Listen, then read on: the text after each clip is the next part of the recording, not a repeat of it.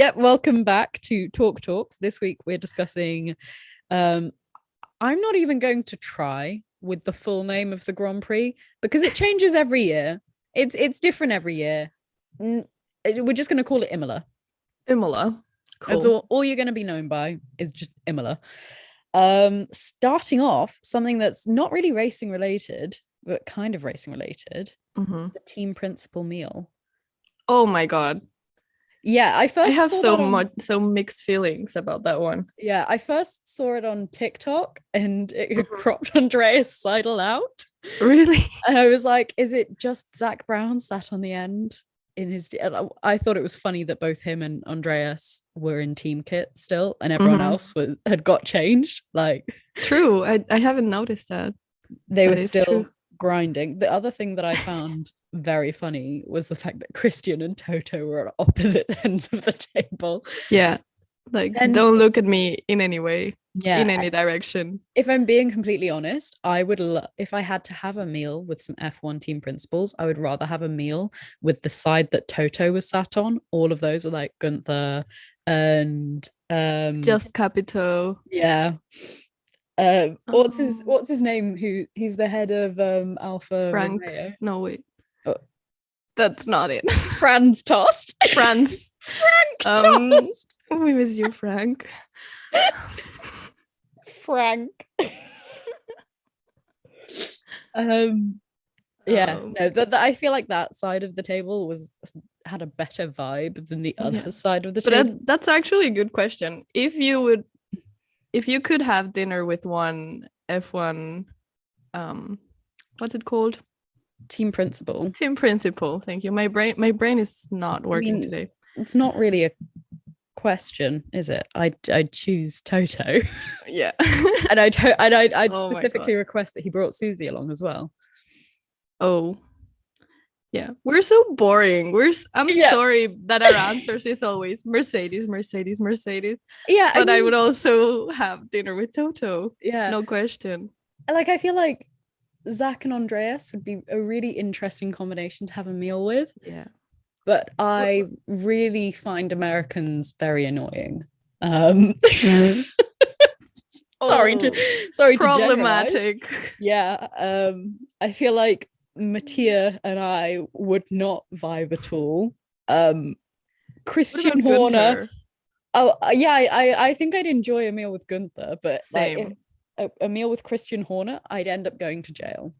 And I do not have the funds to bail myself out. If anything happens to him, this is evidence. So I mean, like, yeah, I know where sure. he was. You're okay with going down with it. Yeah, yeah, Going down for that crime. yeah. Okay.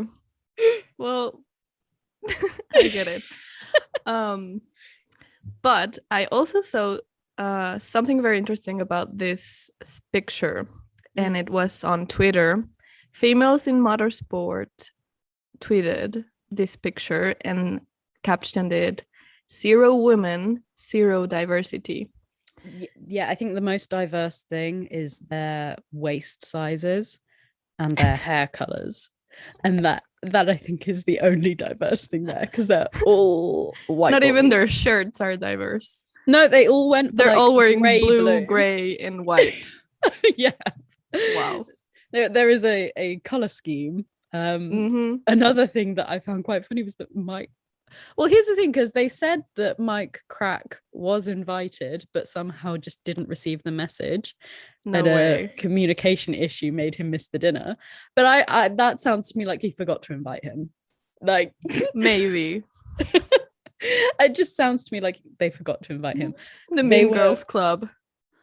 yeah, it were. If it was You're not invited. If it was Mean Girls, Christian Horner would 100%. I think feel like Christian Horner would be Gretchen. Helmut Marco is Regina, but I have no clue who Definitely. Karen would be. I don't know. I feel like maybe Zach Brown gives off a Karen vibe. Yeah, he gives up. And it helps the fact that he's American. Yeah. So It's just me stereotyping American. I apologize to any Americans. This is very bad, Maddie. I'm sorry. No hate to anyone, just hate for to funsies. Americans. I just find you all to be a bit much. Yeah. I just feel like if I was ever like sat down opposite Zach Brown, I would just think that he was shouting at me. Because that's just the way they're very loud, very energetic, and they're here to talk. And I just am a bit more like calm down. As if you don't like to talk. Oh yeah, I love to talk. But you love to talk. I do. We should have an American creator on the podcast. Maybe change your mind. Potentially find me an American that I like. I have someone in mind. But surprises. We'll work on that. Yeah. The other thing, obviously the weather was awful this weekend at Imola, which meant that we didn't get to see much of Formulino, who was obviously the track cat. Yeah. And I was really upset because he only really came out when it was dry and in the evenings as like the teams were packing up for the evening and going home and stuff. So there are only a few photos of him. And Seb didn't get to apologize for not stroking him, but turns out didn't need to apologize because obviously he didn't stroke him and then he had a load of bad luck at Imola. But we'll get on to that in a bit. I forgot about the cat. How could you forget about Formulino? I mean, I'm allergic to cats, so not my favorite. I can remember you told me that like 2 days before I flew out to Germany, and I was like, my cat has been sat in my suitcase for the past 3 days. Carla about to die because Maddie visited. Yeah. Sounds accurate. Wasn't COVID. It was just cat hair. But obviously it was a sprint race weekend.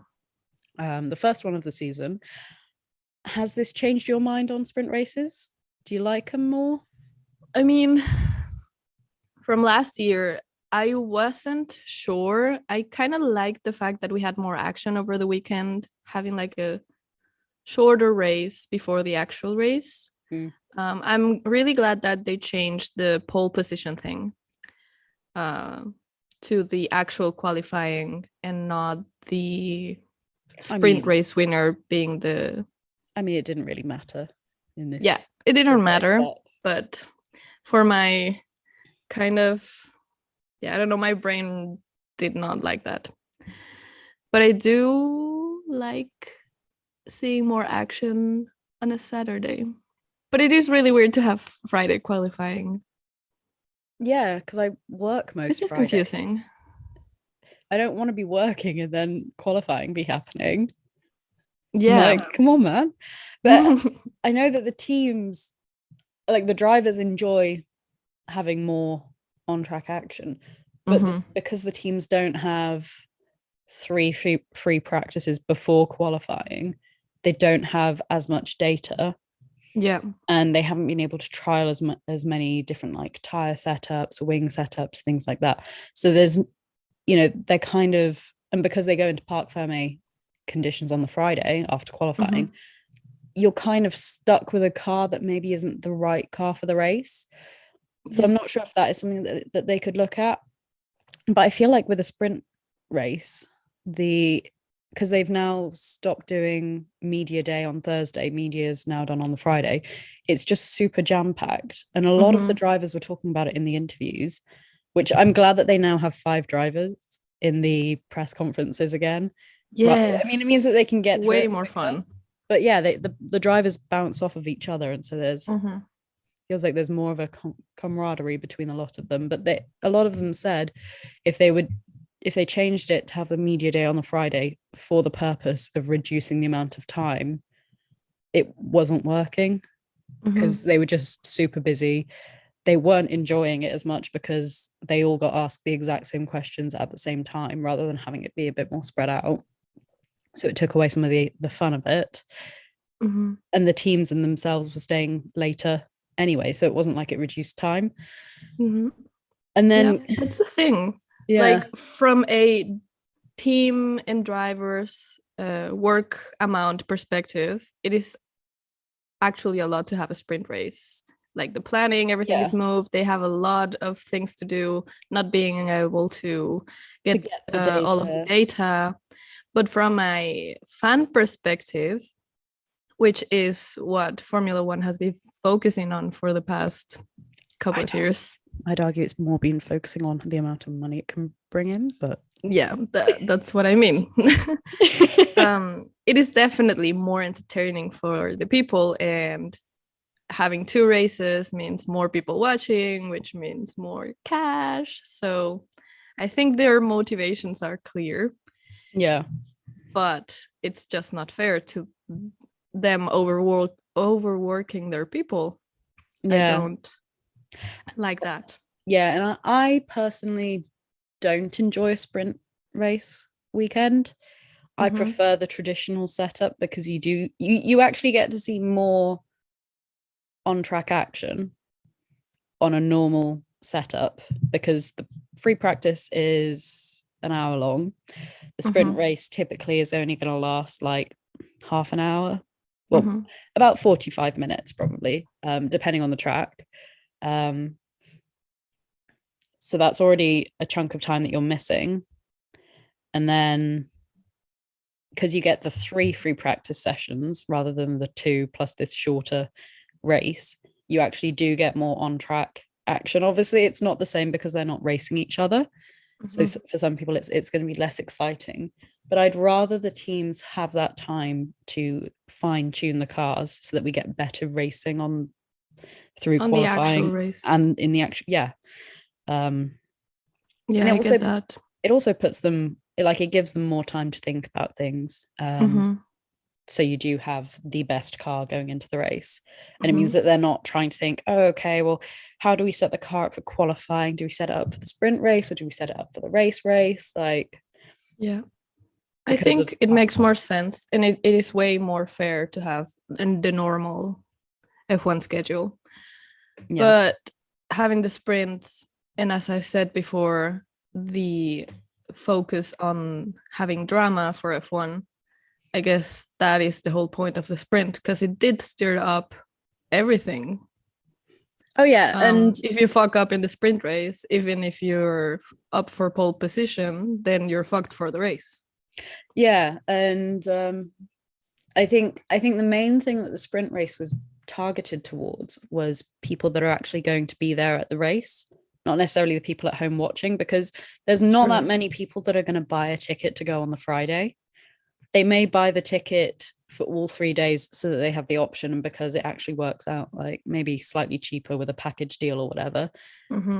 But people are more likely to go. You'll get the most people on the Sunday, then the Saturday, and then the Friday, like in descending order.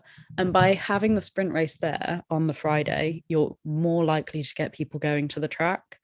That's true. Which means more income. So I get why they've done it. Financially, it makes perfect sense. You're going to get more sponsors, more of a draw, more fans, more money. But I don't know if it's the best thing for the actual racing and the teams. Yeah. Anyway. Agreed. Yeah. Getting into the actual action, we started off in free practice. And usually we'd go straight into the race, but I actually feel like the most exciting stuff happened before the race. Free practice, was very chaotic. It was like, I don't know what was going what's happening on. It was like seeing something out of a ballet. Cars were just spinning left, right, and center, because obviously it was a little bit, I think that, well, Sky F1, Ted Kravitz kept calling it mizzle, but I wouldn't classify it as mizzle, because mizzle needs to have like a low-lying cloud. It didn't. You're talking about the rain? Yeah, it wasn't mizzle. Okay. I got into an argument with Ted Kravitz through the TV because it was not mizzle. But yeah, everyone was spinning, and by everyone I mean Charles and Valtteri. But you know, Latifi did not crash this time. Latifi did not. I said to my father, if these conditions continue, this is prime Latifi bringing out a red flag or a safety car. Yeah. And actually someone it was a tweet that got posted on Tumblr because I don't like F1 Twitter. I find F1 Twitter to be very polarizing and scary. So I go on F1 Tumblr, which is a lot more chill. Yeah, I love it too. And it is very funny. It is very funny. Someone had posted a tweet, and it like blew my mind. Latifi has never brought out a safety car when Verstappen's been leading the race. No way. Yeah. And I was like, huh, what a coincidence. What a coincidence. This brings me back to the question of how much is Verstappen paying you, Latifi? Like, I mean, yeah, it's worth asking because are they paying for his matches seat at Williams as well as Alex's? Is that what's going on here? But yeah, imagine. Yeah. Oh my god. Exposed. That's sus. That's really sus. Yeah. I'm not saying that he does it on purpose. He just does it a lot. And it always seems to be to the benefit of Verstappen. So, like, I don't know what else he wants me to infer from this scenario. Yeah. But what I thought was, because it was so chaotic, we really saw that cheeky side of Sebastian again. He was asked, how do we get more female representation in F1? And he replied with getting rid of some of the people in charge who call the shots and make decisions, like no hesitation. Love him. Seemed so much more vibrant. Something was going on with his hair. It was like 2012 boy band, but curly hair. It was like, to me, like, I love Seb, okay, but to me that hair it is like a oh my god, I'm balding, so I'm pushing all my hair forward. No, that's kind of thing. Yeah. And it really annoys me because he's so handsome. I think and he looks great, but I think that look just does not work for him. Yeah, I think it's just a bit long at the moment, and he doesn't really know what to do with it. He needs a haircut, I think, and a beard trim. Yeah. It's just messy. Yeah. Did you hear him on the radio when his team asked him to do a radio check? He went yes, every corner, and you got radio check, turn entry, radio check, turn apex, radio check, turn exit. And he did it for every corner for an entire lap. And his engineer was just like, oh my god, Seb, just please shut up. Has he given the car a name yet? I don't think so, no. And I think he said because it was too slow. Yeah, but he had a good weekend. So I was just wondering if she's got a name now. Maybe he's gonna name him after this weekend, or her, because his cars are always hers. I think cars and boats are always female. I think so as well. All best things in life are always female. True. Just saying. An example being us. Us. But yeah, he's got to give her a name now that he's scored points. Like, yeah. Do you have any suggestions for a name? Well, he likes Bond girls. So, I can't think of any Bond girl names that he's not already used. I feel like he should just go really chaotic and just give her a really, like, you know pets with names like Dave. Give her a name like that. It's like a basic name. Yeah. Or like Dachshunds with the name like Sausage. I love that for them. Imagine like really small dogs with the names like Albert, Roger, like names that really don't suit them and are very human. I love that. But like the female version of that for his car. I mean, if she's quite slow, that's the vibe. Give her an old-fashioned name. Yeah, Griselda. Like Esther. We went two very different. You went for a name that still sounds nice, and I was like, Griselda. Gertrude. Oh my god. And obviously you get Sky F1 Germany. Did you get the piece about Ferrari to the song I See Red? Oh no, we did not. Or at least I didn't see it. But I saw it on TikTok. Someone posted it and I was like, wait, is this actually real? Yeah, no, that was actually real. And obviously that song is That's linked. quite a sexy song It's a, for it's a very sexy song for that car team. yeah. Well, it was Sky F1's choice. They were like, you know what? That song from that Netflix film 365 days or whatever, which is like 50 Shades of Grey on crack cocaine. Don't watch it, guys. Please don't. Yeah, I've not heard good things about it. I started watching it with some friends and then It we is fell so asleep. problematic. We So fell asleep problematic. after like 10 minutes. Yeah. Don't Don't take it seriously and don't watch it, please. Yeah, I was like, okay. I don't even know how it's on Netflix. It should be banned.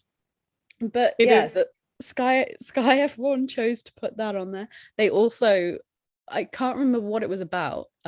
All I remember is taking a photo of it. Is they had, you know, that photo shoot Lewis did where on a jet ski where he's shirtless and his abs look really good. Yeah. They were using that photo when they were talking about Lewis. Really? Yeah. And just I don't know why. They were just like, they were feeling sexy that day. They were feeling themselves, feeling very sexy. They also, did you get to see the piece on F1 rivalries, like Alonso, Schumacher, Piquet? They got a bunch of people talking. They got your favorite F1 driver ever, Nico Vlogsberg, on, and he was like, at one point he was like, oh, and to beat my childhood rival in the same car as him, oh, it just really meant so much to me. And I was like, no, you were childhood best friends. Then you became. Are you still hurt by that, Maddie? I'm still hurt by this. And I don't even like Nico that much. I know.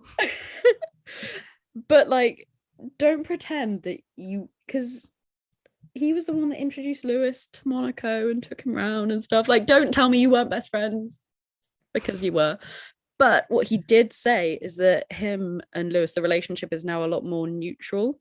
And he was like, I'm hoping it's gonna get better. And I was like, Mercedes.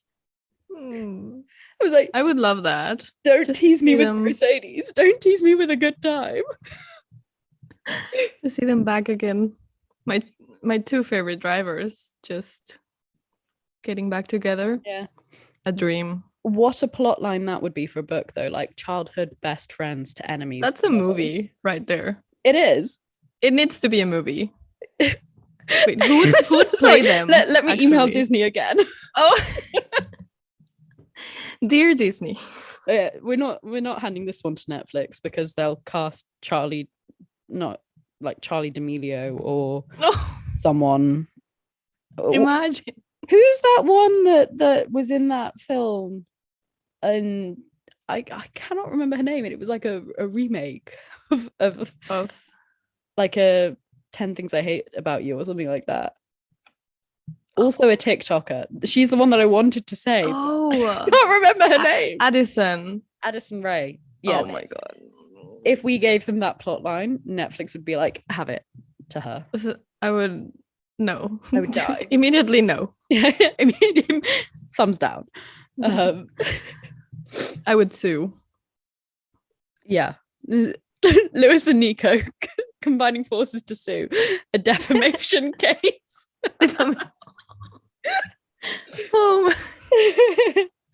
That would be funny. Living for the drama of that. Oh yes. Yeah, they also, well, this was in an interview with Canal Plus.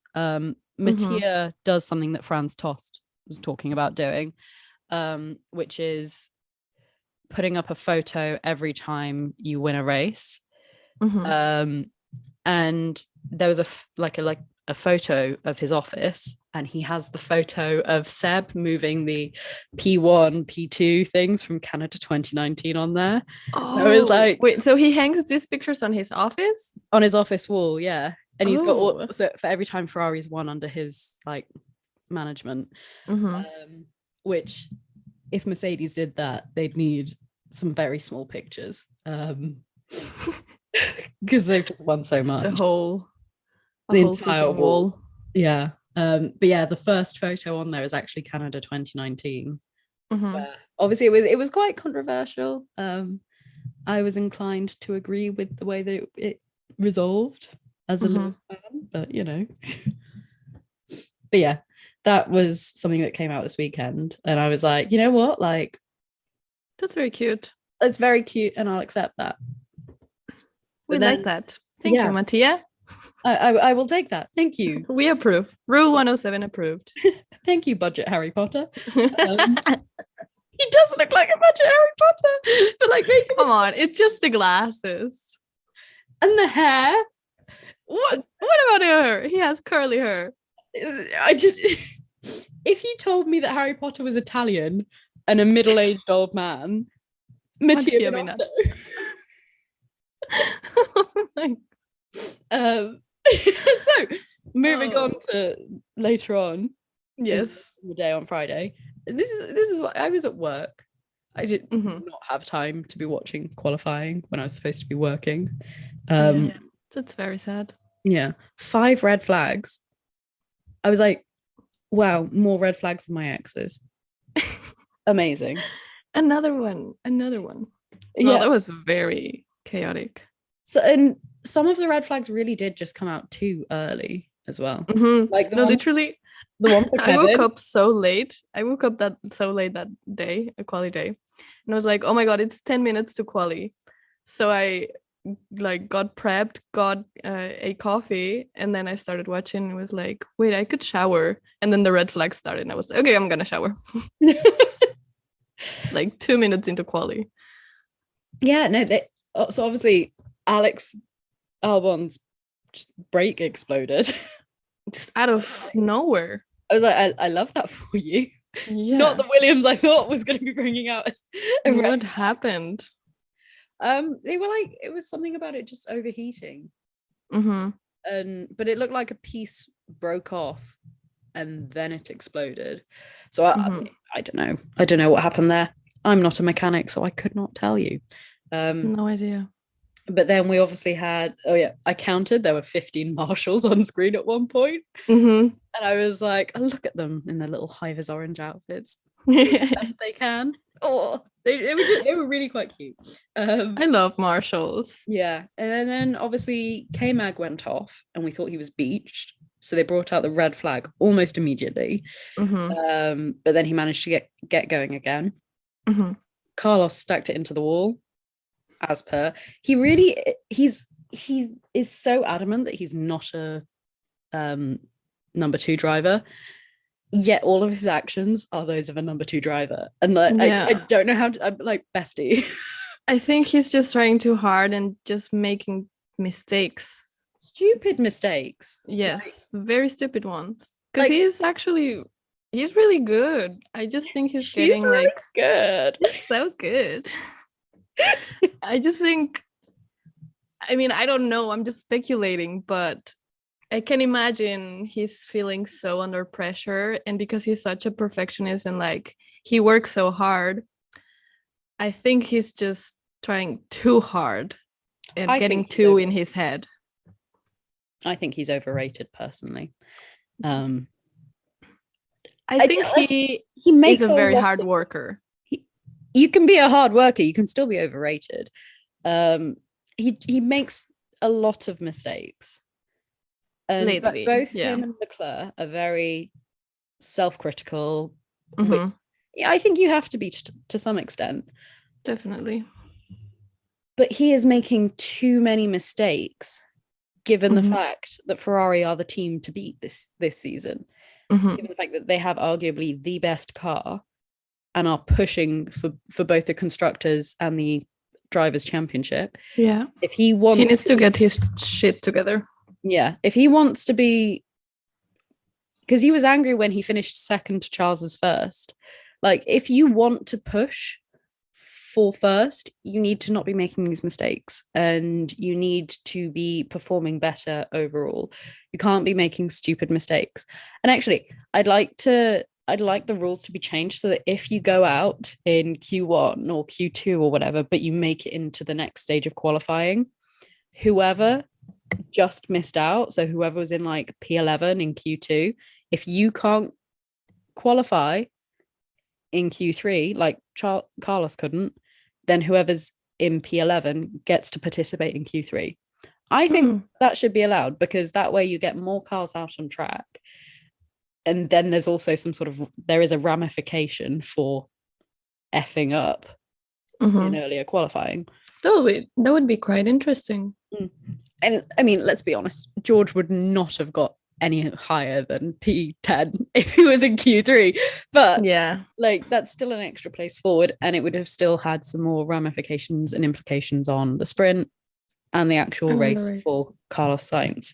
So I feel like that should be something that's sort of taken into consideration. But obviously, Carlos wasn't the only one to go into the wall. Bottas went into the wall as well, as did Lando.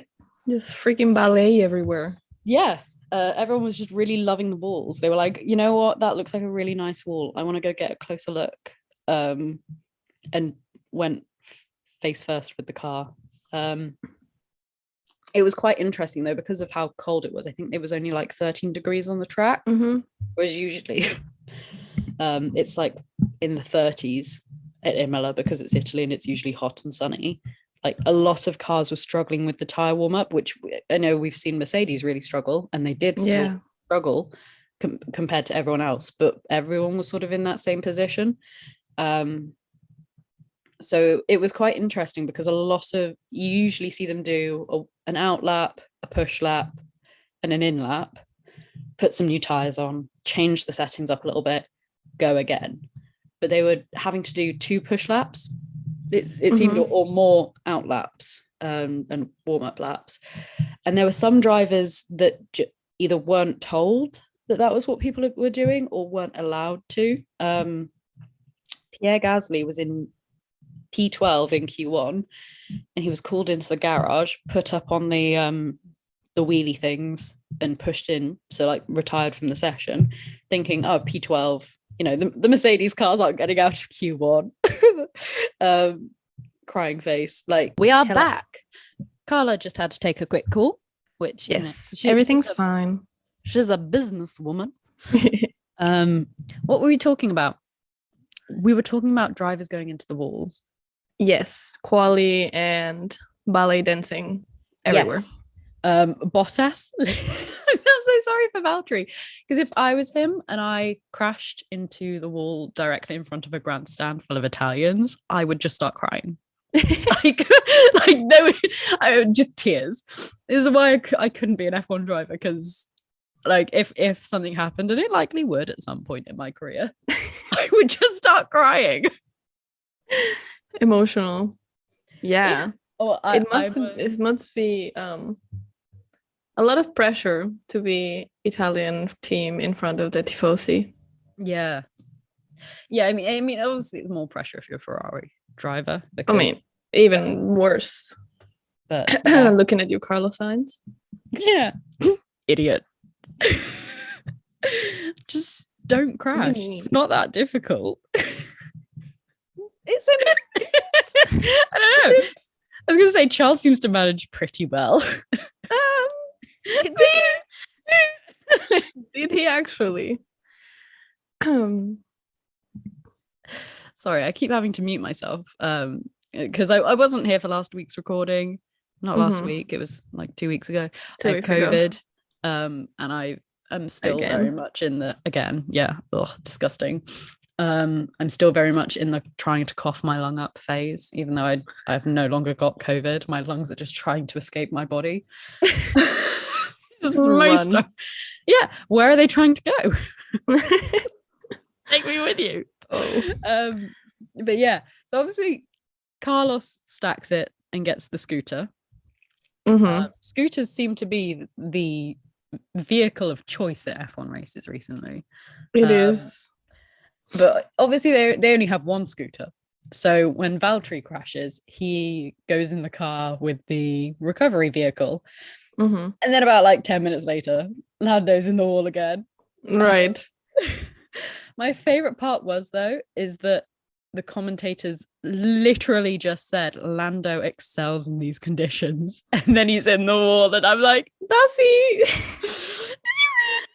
and whoever was in charge of like the shots and like what we were seeing, comedic genius, because they cut from Lando in the wall to the Red Bull engineers cheering. No way. Max had just secured pole. But I was like, oh my God. Comedic The drama. That was almost as good as the overtake in Monaco and Lance Stroll popping up on the screen. God. And Lance Stroll interrupting everything. Yeah. But I mean, why would the commentators say Lando excels in these conditions when he has never been good in the rain? Yeah, I was gonna say, like, I feel like of all the people that stand out as good wet weather drivers, he's not really one of them. I don't think so. He did like a good lap once, but then he crashed it in Spa. Yeah, in the rain. I'd say that was it. George was arguably better. Is definitely good. Yeah, in the wet. And I also thought Carlos was good in the wet until this weekend, where no. But yeah, I was and really Seb. They said that. Yeah, Seb is a beast, and he threw the green tractor into Q3. I loved that for him. The green tractor. I mean, he is. He actually did it. At the moment, there are 3 Mercedes-powered tractor teams. There's the silver tractor, the green tractor, and the blue tractor. And then there's it was orange, but it is now turning black and orange car, because the McLaren is actually kind of fast. It is. But there's just like tractors. I hate that the W13 is so slow. I hate it. I was going through the pain with jokes. It's because there are no side pods.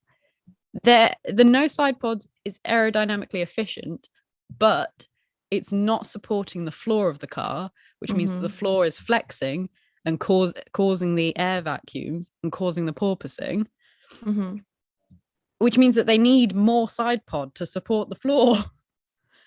And because like even the Ferrari has a metal stay supporting the floor at the back, because it's got one of the bulkiest side pods and probably the most support for the floor, but it's still got a stay at the back in an area where there is less side pod, whereas that area that they've decided to include a stay in is probably like the same amount of exposed floor as the part where the side pod is its widest on the Mercedes, and they've only got one stay right at the back. They either need to put more stays on it, or they need to widen the side pod, I think, or decrease the floor.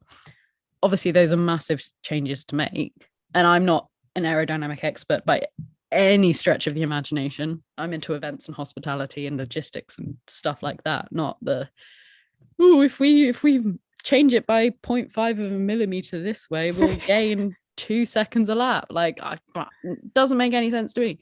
That was how they were explaining it on Sky F1. And that did make sense. Like, there isn't that support structure for the floor. No. So naturally you're going to get that vortex caused by the flexing of the floor, causing the porpoising. It was a very bold move to go for the no side pods. She's very pretty to look at. Yeah. Don't get me wrong. She just seems like a bitch to drive. Yeah. Unfortunately, the bold move did not work at all. Yeah. And I feel like it's going to be McLaren versus Mercedes for P3 in the championship.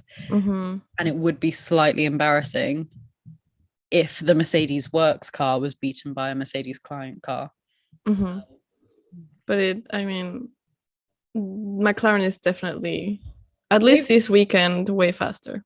Well, yeah, I mean, they thought that it may just be track specific, but I think they have actually fixed something on their car. But Mercedes did say outright, a lot of teams have brought some form of upgrade, or some change. We haven't really. It was very minimal changes to the car. There was nothing drastic being brought. So they knew that they weren't going to be making the advancements that McLaren, Red Bull, and Ferrari were in being faster. But it's still depressing to see. Like, it's still making me think I need to go back to my GP and ask for some antidepressants. I can't take this anymore. It is really hard to be a Mercedes fan this year. Yeah. I hate it. I hate it. I cannot deal with it. I feel like Lewis jinxed himself. I love the yellow helmet, don't get me wrong. Yeah. But I feel like the purple, or he should have gone back to the red helmet. You know, like the red sparkly helmet. Yeah. Really pretty. Could have gone back to that one, but no, he went for a neon yellow. And I know teams will be like, there's no number one driver and number two driver, but the number one driver always has the black T-bar. He's kind of jinxed himself by saying, no, I want the yellow one, because that's the one that every second driver has. And George is running off compared to Lewis in the championship. Oh my God. That is so Did he jinx himself? Crazy to me. I did not expect that to happen at all. I mean, like, I wasn't expecting Lewis to have had he's had so much bad luck and so many issues that are outside of his control. But at the same time, like, we all knew George was an excellent talent. Mercedes wouldn't have, no PowerPoint would be that good for Mercedes to pick you to be part of their junior driver program. Yeah, no, I knew he was going to do great. I just didn't expect it to happen that quickly. Neither did Nico Vlogsberg, because Nico Vlogsberg was shit talking about George Russell. Why do you call him Nico Vlogsberg? Have you, because he does YouTube or what? Because he's got his vlogs on YouTube. Vlogsberg. I think that's the first time I've heard that. I mean, in the Seriously? beginning when you said it. Seriously? But yeah. Oh my God. No. It's everywhere. Really? Vlogsberg. First time I've heard it. You're not being serious, are you? I am serious. No. Yeah. Carla. I'm sorry. How have you never? No, this isn't funny. I don't know. I can talk and look for Vlogsberg stuff. I just don't go through much like Tumblr or tweets on the week. Just go through a bit on the weekend and that's it. I don't get too involved because there's a lot of hate and negativity sometimes. Just don't have the energy. Yeah. Just scrolling through Tumblr now, looking at like Vlogsberg stuff.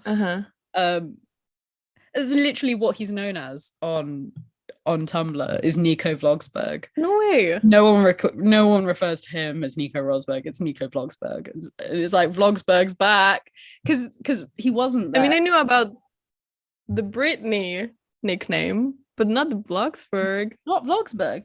No, because okay, well, he wasn't there in person, but he was commentating for Sky F1, the UK one. I don't know if you got to hear any of him. Yeah, some bits. But yeah, and yeah, I was like, oh, Vlogsberg's back. If he's there in person, it's more Rosberg. But he was at home behind a camera with his massive headphones, his microphone on. Yeah, it's like it's the return of Vlogsberg. Anyway, getting a little bit off topic. A little. We were just talking about the way that drivers got back to the thing. Lando Norris got the Aston Martin DBX, the medical car, which I feel like is the nicest of the three rides back that you could definitely have got. Especially in the weather, given how like bleh it was. Definitely the nicest one you could get back. But did you know that the 5 red flags in qualifying was the most that we have had since the knockout phase of qualifying was introduced in 2006? No way. Yeah. There were tied on 4 red flags is Azerbaijan, Baku 2021, which was ridiculous. It was red flag every flag. That was very ridiculous. And 2016 in Hungary. Wow. Hungaroring. But yeah. So that was a Did little bit. not expect that to happen in Imola at all. No. Well, I think the weather conditions sort of lent slightly towards it. But yeah, was not expecting that many red flags. But technically, because K-Mag brought out a red flag, by the rules, he is not allowed to run from that point onwards. And he brought out a red flag in Q2 and he ran in Q3. So there was some talk about team principals, maybe from other teams, bringing that up and getting him penalized for that, because he shouldn't have progressed any further than then. Obviously that wasn't, a thing that was like brought up all that much. It was just brought up as like team principals may do this, but in the end they didn't. But yeah, I did think that was like a thing. If you bring out a red flag, no more running for you. So yeah, I guess I'm not sure. I guess people didn't really think that the Haas was that much of a threat. Maybe, or they were like, you know what? Props to them. Props to us. Yeah, we'll let them have that one. Yeah. For some reason, I don't think anyone hates Haas. I don't think you can hate Haas. No. You could hate them when Mazepin was a driver. But now that it's K-Mag and Mick, it's a party. But no, I'm not joking. I almost forgot he was there last year in the beginning of the driver. Year. Wow. I mean, if you go by the photo taken at the end of the season, they only had one driver.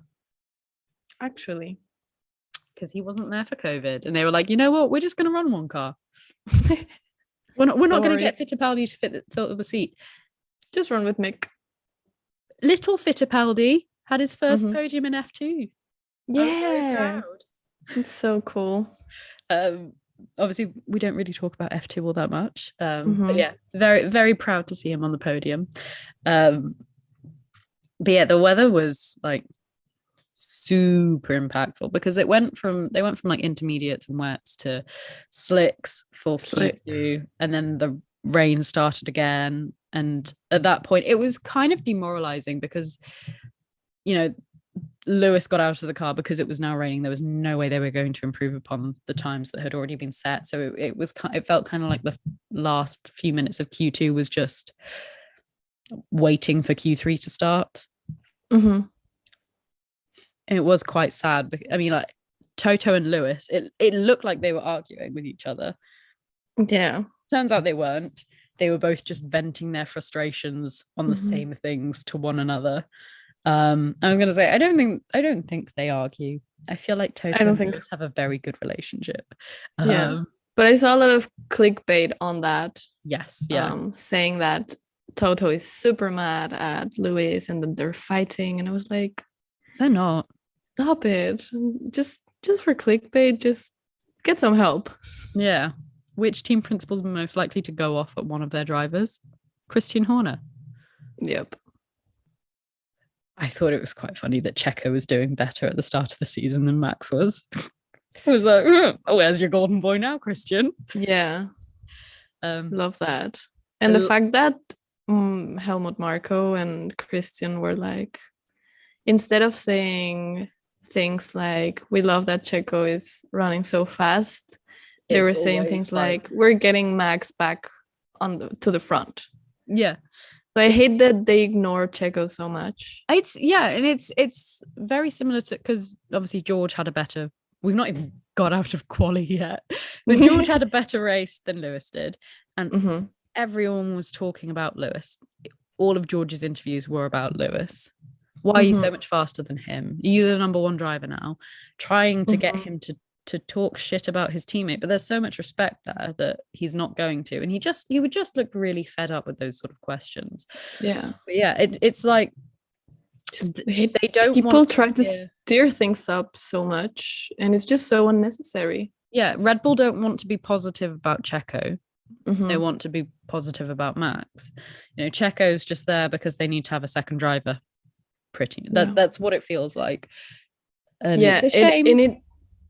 I mean, again, speculating, but I do kind of feel when you see Checo on interviews or podium ceremonies, he knows and he looks very annoyed that he's not allowed to be doing better because he could be doing better. Yeah, the fact that the car was working so much better for him in qualifying last week, or last race, and it wasn't working for Max. The question, it wasn't, we're so proud of Checo, it was, we don't know why Max isn't gelling with the car. Why just not allow Checo to take first? I mean, just let him be, because Checo's not a team result. Checo can't win a championship according to Christian Horner and Helmut Marko. But that's so dumb. He could if he's in the fastest car. I never said that they were smart, you know, like. It's so annoying. I'm sorry, but you're being managed by idiots. They're smart, but they're idiots. You know. It is very frustrating, and I can imagine Checo is just obviously. Well, it's just demoralizing. And probably enjoying being at the front, but feeling stuck and not being let or being allowed to do better. It's just, must suck. I feel like that's kind of what Carlos Sainz is feeling at the moment. He's enjoying being at the front, but he feels like he's not able to go to that next level. But that's not because the team aren't supporting him. The team are supporting him. He's not able to pull out the results. So that's something that he's obviously got to work on and come to terms with and figure out how to improve on that, because he can't keep messing up. He needs to minimize mistakes. He needs to eradicate mistakes. I'm not a Ferrari fan, but my God, Christian Horner is not taking the constructors and the drivers this year. Yeah. And if Mercedes aren't going to take it, then I will get rather Ferrari with every bone in my body. Definitely. I would rather see Ferrari win. Yeah. It's I don't need Mercedes to win. I think I just need Red Bull to lose.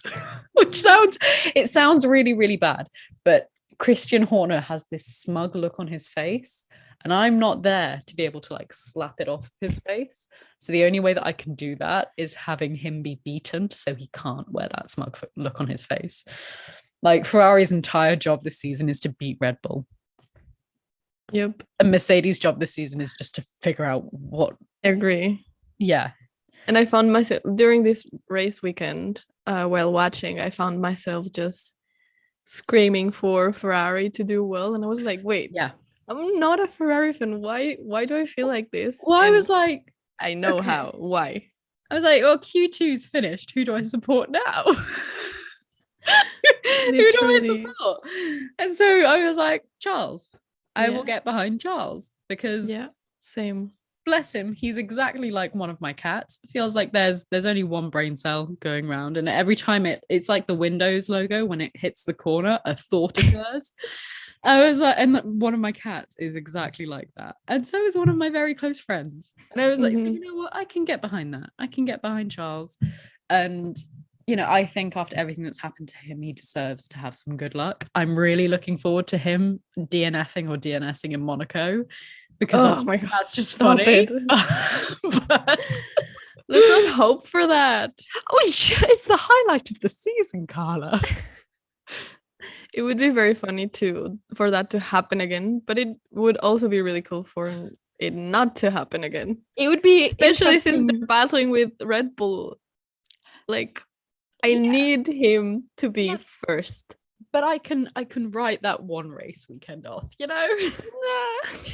Just for the pure comedy of we'll have to wait and see what happens. I understand that this is your home race, and I know that Lewis has had the opportunity to win a lot of his home races, but you don't get that.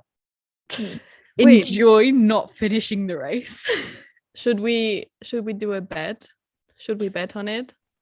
Do you want to bet on it? I mean, still owe me a hat, something like something stupid. Bet. I'm not talking about that. At this point in time, I think I want to wait for the Silverstone hat the Mercedes are going to come out with. Okay. I'm just putting my order in now, guys. So cool. I feel like we've covered this previously, but Carla bet that Lando would win before Daniel did. Last season. Stupid. And obviously Daniel won. And so I was like, you know what? I went with the side of data and consistency, and it betrayed me. I believed in my man. My man. I'm more of a data person, and this time it just let me down. I'm very much, and I still have to pay. I still have to get Maddie a Mercedes hat, but I promise I'm working on it. I was thinking about one of the McLaren ones because I do support McLaren to some extent. Maddie, I need a McLaren hat. I do need a McLaren hat. I have. You have none. I have 2 more points to make. Right. Okay. We spoke about push laps and things earlier. Yes. Pierre got pulled into his garage, ended up dropping it out of Q1 because of it. There's an amazing clip of him taking his gloves off and throwing them out of the car because he was really annoyed. But as he should. In Q3, Daniel was told people were doing a single lap, but when everyone else was actually doing 2 laps. 2. Yeah. And so he had a time that was at P1 and then he dropped down to P6 as everyone else's times kept coming in. And if he hadn't have pitted and if he'd done a second push lap like everyone else was doing, he was on track based on his timings to be higher up and to have started higher. And this is just like a message to McLaren. Stop treating him like shit. Because no, I'm sorry. Like, yes, I know he messed up today in the race and ended up dropping down. And yes, it then kind of became valid to use him as a guinea pig for the tyres to then affect Lando because Lando was the one that was scoring the points and he was right at the back. That I understand. That makes sense. But in Australia, at his home race, he had a chance to overtake Lando and they told him to hold rank. But I know for a fact that because Lando's car had problems and they didn't want him being in any dirty air. But I kind of understand that. But if the situation was reversed, Lando would have been allowed to overtake. And I wholeheartedly believe that. And they need to stop treating Daniel like shit because he's an exceptional talent. And it upsets me because I don't know if I agree with you. What? I mean, no, about the talent, that is definitely like not that. Not that. What? No. About McLaren not giving Daniel the chance when he's like has the pace or is faster. Just because of Monza last year. Yeah, okay, but they did like normally I would think, and I can like from what I can see or I have seen, I do think McLaren do take team decisions in their best interest of the whole team, not just their drivers. So, for example, Monza, Daniel was a little bit slower than Lando, but it was better for Lando to hold everyone up behind Daniel because it would be a better result for everyone. So, I don't know. And this weekend... How many times has Daniel been told not to overtake Lando? So yes, more. Definitely a couple of more. But I do think it was because Lando was faster and better with the car at that time or at the track.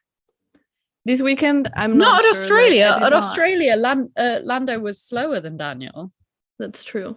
Lando was having problems. They didn't want Daniel overtaking because it would put Lando was struggling with cooling, and if he was behind another car, even though there's less dirty air, there would have still been dirty air.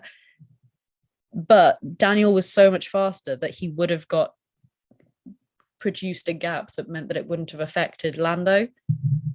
But I wholeheartedly believe this, and I think they need to stop screwing Daniel over. Because it's if he is having a good race and then they prioritize Lando at Miami, it's on site when I'm at the F1 in Spain.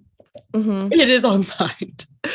But yeah, sticking with McLaren, my final point from qualifying. Did you see the photos of Lando, Max, and Charles?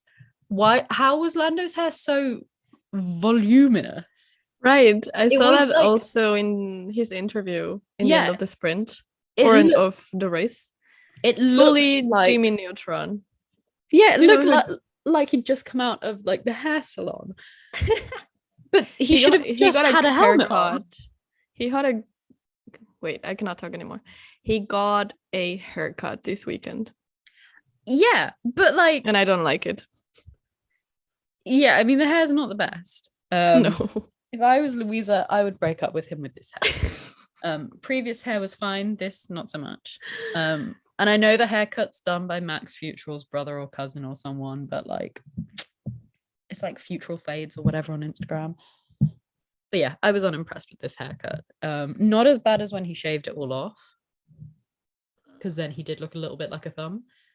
But It looked terrible. he did. It was for a good like cause. a huge thumb.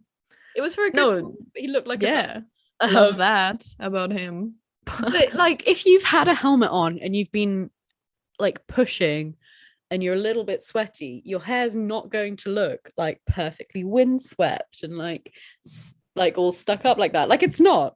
What was going on with his hair? No idea. He really Maybe he had a lot of product in it and then it just decided to poof out. maybe. But that was one thing that I was really just kind of like, what is going on here? Yeah. The hair. Also, did he go into the wall on purpose? Oh, see, I hate to think that he would do that, but it was very like perfect timing. Perfect timing, not too much damage done to the car. But everyone was almost done with their laps, right? The only one that was still doing a lap was K-Mag, I think, after Lando. And shit. That's why. That's true. Max got. That's true. Oh my god, yeah. I got so mad. Yeah, I was like, I was not happy with Lando this weekend. No, and since he's moved to Monaco, do you reckon his voice has changed? Because I think he sounds less. You can hear more of a Belgian lilt to his voice, and it's more European sounding now. Really? I reckon since he's moved out to Monaco full time. I haven't paid too much attention to him because I'm taking a break from him right now. I'm sorry, what? Yeah, I'm just taking a break from him right now. Does he know that I exist? Probably not, but I'm taking a break from him. He doesn't know I exist, but I don't know. I used to watch like all of his interviews and all of his post race everything because I don't know. I like Lando and I thought it was very funny, but right now I'm not very interested in what he has to say, so I have no idea. And is this ever since he said Verstappen over Verstappen or Hamilton? You know me so well. I mean, that's a very valid reaction to that. But yeah, I'm kind of he hurt my feelings, you know. Well, him and Verstappen are best friends. So kind of. They played together. Oh, that's weird. They know each other from a very long time. Let's put it that way. Anyway. Oh my god. Just sorry we're going so slowly. We are well, this is the thing. Nothing happened in the race and everything happened before the race. Actually. Yeah. Actually, just before we get on to the sprint, a little touch on FP2. Lando went out for like 3-4 laps and then his brake stopped working, so he came back. Daniel didn't even get any running. I feel like one of the Williams didn't run either. Bottas didn't get any running. Yeah. But right. So if K-Mag was out. Yeah. If K-Mag technically shouldn't have continued in qualifying, Bottas also shouldn't have competed in the sprint because he had his survival cell replaced. And according to Article 31.4 of the FIA racing regulations, any competitor whose car has a change of survival cell after initial scrutineering, see Article 31.1, must complete a new declaration for approval by the technical delegate. However, any such car may not be used until the following day. So he should not have competed in the sprint race. I love when you get all nerdy. I wouldn't, but like if we're being But technical here, technically. Yeah, I mean, and if K-Mag hadn't qualified there, then maybe George would have been higher up or whatever. And if Bottas hadn't participated in the sprint race, obviously he'd been starting from the back, would have changed the race dynamic entirely because he actually played a decent role in the race. yeah, He was one of the only ones also very unexpected. So like, shouldn't you he know actually not run in the sprint race? Or is there some rule that we're unaware of? Like you get so many survival cell replacements before that Article 31.4 comes into effect. Like, you know how it is with engine penalties. Like you can change your engine a few times and then the penalties start coming on. Is it like that? Because I don't think the survival cells had to be changed for quite a while. So yeah, we haven't heard any of that before. Yeah, that was just my takeaway from FP2 because obviously it was dry, so it was different. Did you see all the memes? Because in FP2, George finished P1 and Lewis finished P4. And obviously they qualified P11 and P14. Oh my god. And there were so many memes of, you know, Tobey Maguire's Spider-Man when he's got his glasses off and when he's got his glasses on. It was like glasses off, P1, P4, glasses off, P11, P14. And I was like, oh, so they weren't funny. Oh my god. Deeply upsetting. But was the sprint race a wet race? I can't remember. No, sprint race was dry. Was dry. Because everyone was on softs apart from like K-Mag, who was on the mediums, I think. There were like maybe one or two people on the mediums, but almost everyone else was on the softs. And yeah. Don't cry about Mercedes. Yeah. Yeah. I was like, woo, Leclerc overtaken Verstappen on the first lap. That's amazing. Brilliant. Very good. Go bestie. Obviously Gasly and Zhou had contact. Wait, talking about Verstappen and Leclerc. Yeah. Those fucking Ferraris are really fast, for starters. They are. And did you hear Verstappen whining on the radio after the start, being like, "Oh, there was something bad with the shifting. I couldn't do a good start because something was off with the shifting." Yes, but there was actually something not aligned up. That was a thing. He wasn't just like making up excuses. Okay, but he's very dramatic when he goes to the radio. He whines and complains all the time. Yep. Loads of Max fans like to say that Lewis is whiny for going, "Oh, my tires are gone," which I think is code for something else because he can't be saying that much. It is and definitely then setting fastest laps or previously. Breaking news: Verstappen scoops Laureus World Sportsman of the Year award for 2022. Disgusting. I mean, good for him. Go Max. Yeah, but like fair? I don't think so. Yeah. Like so far in 2022, he's finished 2 races. And DNF'd on the other 2. You're really gonna call him your sportsman of the year? That wasn't really his fault, you know. Not his fault, but like, is your sportsman of the year really only finishing 50% of their races? No, he did actually, loath as I am to admit it, he did actually have a problem. Yeah. Yeah. Another thing I loved from Quali was being able to see Danny doing his late braking maneuvers again. That was quite lovely. We're talking about the sprint race. Yeah, that's what I mean. The sprint race. He said another thing I love about Quali, and I'm thinking, oh god, have we still not moved on from Quali? No, I meant, see, this is the confusing thing. I meant sprint Quali. Shouldn't change anything, just keep the normal format because it's confusing and my brain is not, as you can see, change. Yeah, god, I meant the sprint race. But yeah, Danny, I think this is the thing with the actual race, because it was a wet race, or everyone started they went out on wets and then came in and pitted for inters before actually going to the grid. Like, you can't do any fancy late braking or anything like that because you just don't know how the car's going to react because it is so wet. Whereas because it was dry on the Saturday, you did get to see some of that. And it was nice. It's nice seeing Danny Rick. He had some really cool maneuvers. He's got some very good overtaking. These graphics, the new F1 graphics, I hate there's them. this like point of view from like you're seeing the camera of a driver and the car in front of this driver, and it is like a gun shooter game graphic of the driver in front being like the target. Have you seen that one? I have not seen that graphic. No, I thought it was super funny because it looks like an actual video game. I can imagine eyes on my what target you're describing, and that would be quite amusing, but I don't like.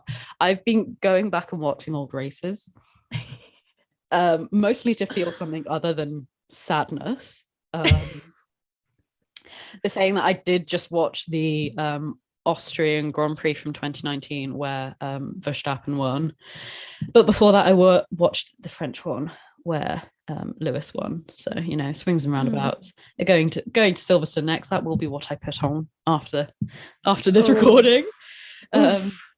Just gotta feel something. Some just to feel something. Something. It's a good race to watch. Yeah. To be fair, if I really want to feel something happy, I go and watch the Hungarian Grand Prix where Lewis did a 2-stop, whereas Max was on a 1-stop, and it was like the graphics of it like counting down to catching him.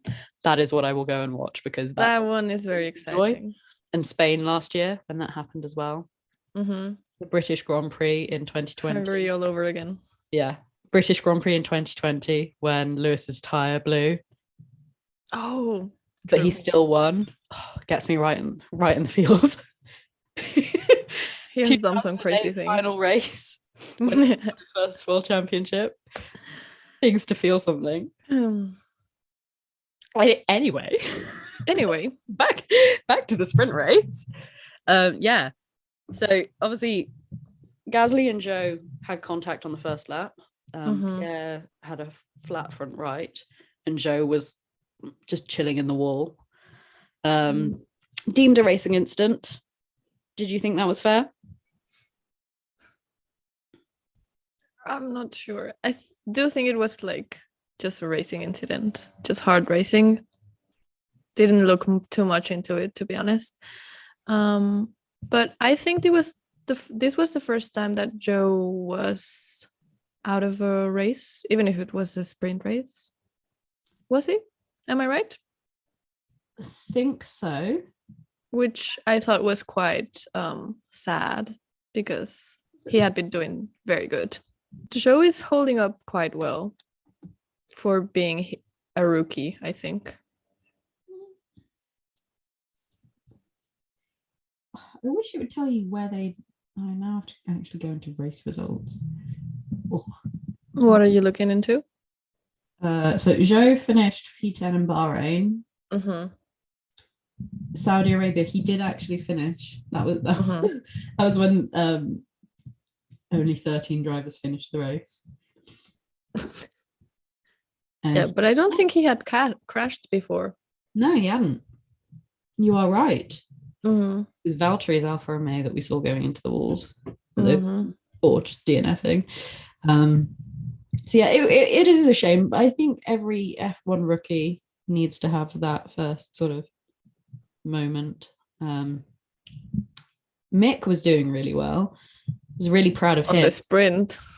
Yeah. I feel like and he had a cute little battle with Vettel. Seb. Yeah. The media afterwards was so cute of the two of them. Oh, Sky Germany was loving this. Something that I saw from Sky Germany, one of my friends sent it to me. Because I have another German friend, believe it or not. Well, I'm not German, so yeah. Oh yeah, true. You're good. I actually do know a fair few gyms. Where is it? Here it is.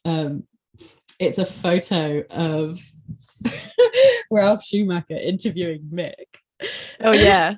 Mick is like smiling, having the time of his life. Or is it this one? And Ralph looks so done with life. And it was captioned, "When you hate your Disney prince nephew because you are the Disney villain." And I was like, yes. That is actually no, but I actually thought, because oh my God, I saw an interview of Mick and Ralph was doing the interview. I don't think they're like very good friends, but Ralph did look like quite happy seeing Mick doing so well. Well, yeah, I mean, like, he's got to be happy to some extent, So- but he is the lesser Schumacher. Like Michael was obviously the Schumacher that everyone really remembers. The star. I mean, like, I spoke Yeah, I to get someone and it. they were like, "Wait, there was another Schumacher?" Yeah, there was. His name But was- I love Ralph. He's one of my favorite guys on Sky Germany. He's very funny. And he always tries to steer things up and bring up drama. He's always stirring the pot. Oh my God, he is the villain. He is the villain. I just realized he actually is. Yeah, I love him. I feel like it's got to be kind of annoying that, I mean, obviously not sure if you can hear that. My sister's just going off on one downstairs. Hopefully you can't. He will always be compared to Michael, even though he is now doing a presenting thing, completely separate to anything, because I don't think Michael ever did any presenting. And obviously Michael is currently not in the place to do that. But I do think he feels like he's constantly being compared to him. And now Mick is the Schumacher on the block that everyone wants to talk to, because everyone loves Mick Schumacher. Adorable. He's like, everyone's just taken him under their wing and like adopted him. Well, I think it's just human nature to compare, especially if you have the same surname. But it's not fair. No, it isn't fair. But I feel like that's sort of where his sort of villain origin stories come from. I just sent you a thing about Vlogsburg. Bringing back Vlogsburg. It's what we all refer to him as. Okay, I get it now. Yeah. Nico Vlogsburg. To be fair, it was started by the hilarious Australian podcasters, the Reserve Drivers. They called him Vlogsburg, and then like people just stopped calling him Rosberg and just him Vlogsburg. Me being one of those people. I feel like he hasn't even come out with a vlog at all recently, but I don't think so. But yeah. So yeah, obviously in the sprint race we now have a safety car after the show. And yeah. We cannot. I'd like everyone listening to this to know that we did make notes. We have notes up right now of things to talk about, and we just can't seem to stay on track. That's the fun of it, isn't it? Yeah. And then K-Mag and Danny Rick had a little contact, but no damage. It's foreshadowing what was to come.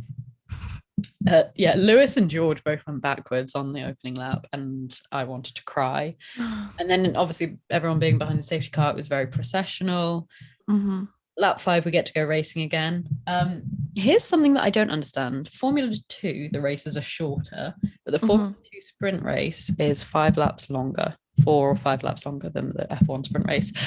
And considering the cars go faster in F1, I'd have thought it would have been the other way around. That was just one thing that kind of confused me a little bit. Then red flags were the flag of choice for the day before, for the Friday. Black and white flags was the flag of choice for the Saturday. Weaving on the straight. Like, quite a few of those. I feel like Alonso, K-Mag definitely got one. Mick got one today. It was like, oh. No. Loving the flags. Yeah, marshals were That just was having a quite a funny cheeky time. move from K-Mag, this weaving on the straight. It was. To be fair, the first time he did that, that wasn't necessarily defensive weaving. I mean, it was defensive, but it was just after the safety car. His tires were cold. I reckon he was actually genuinely trying to get, because it wasn't the kind of weaving that people do when they're trying to defend. Like, Yeah, because he was just right before a turn. Yeah, he was literally weaving like they do to try and get heat into the tires. It wasn't the same kind of defensive weaving that you do see. But obviously it was still weaving, so they do still have to wave the flag. Yeah. No, that's cool. At least it wasn't like a penalty or something. Yeah. But the one thing that I just, Imola's a nice track to go to, given all the history and everything that had happened there. I think it's a really interesting looking track, but it is so boring. Yeah, I thought that as well. There's just not much opportunity to do anything. Yeah, my notes stop there because like nothing happened. Yeah, I wrote more like opinion things on my notes because there was just no many events to write about. Yeah, my notes go from black and white flags to Verstappen overtaking Leclerc on lap 20 of 21. I was like, I race ends. I got very annoyed. I was like, yeah. Like, and post sprint race, yeah, Charles Leclerc on Parc Fermé went up to inspect the Red Bulls, which I thought was quite funny. He learned from Seb. Yeah, so Inspector Charles is now on the grid. Inspector Charles needs someone to hold his hand, I feel like. Like Inspector Charles is, so Seb is Sherlock, Inspector Charles is John Watson, you know? I don't know who John Watson is. You don't know who John Watson is? I don't. Carla? I'm sorry. Carla, do you know Sherlock's plucky sidekick, John Watson? Nope. He's a doctor. He's smart, but he's not like Sherlock. Mind power, super smart. I haven't read, so I haven't seen anything Sherlock Holmes. Nothing. Like I know about him, but I haven't. Is it like a British thing?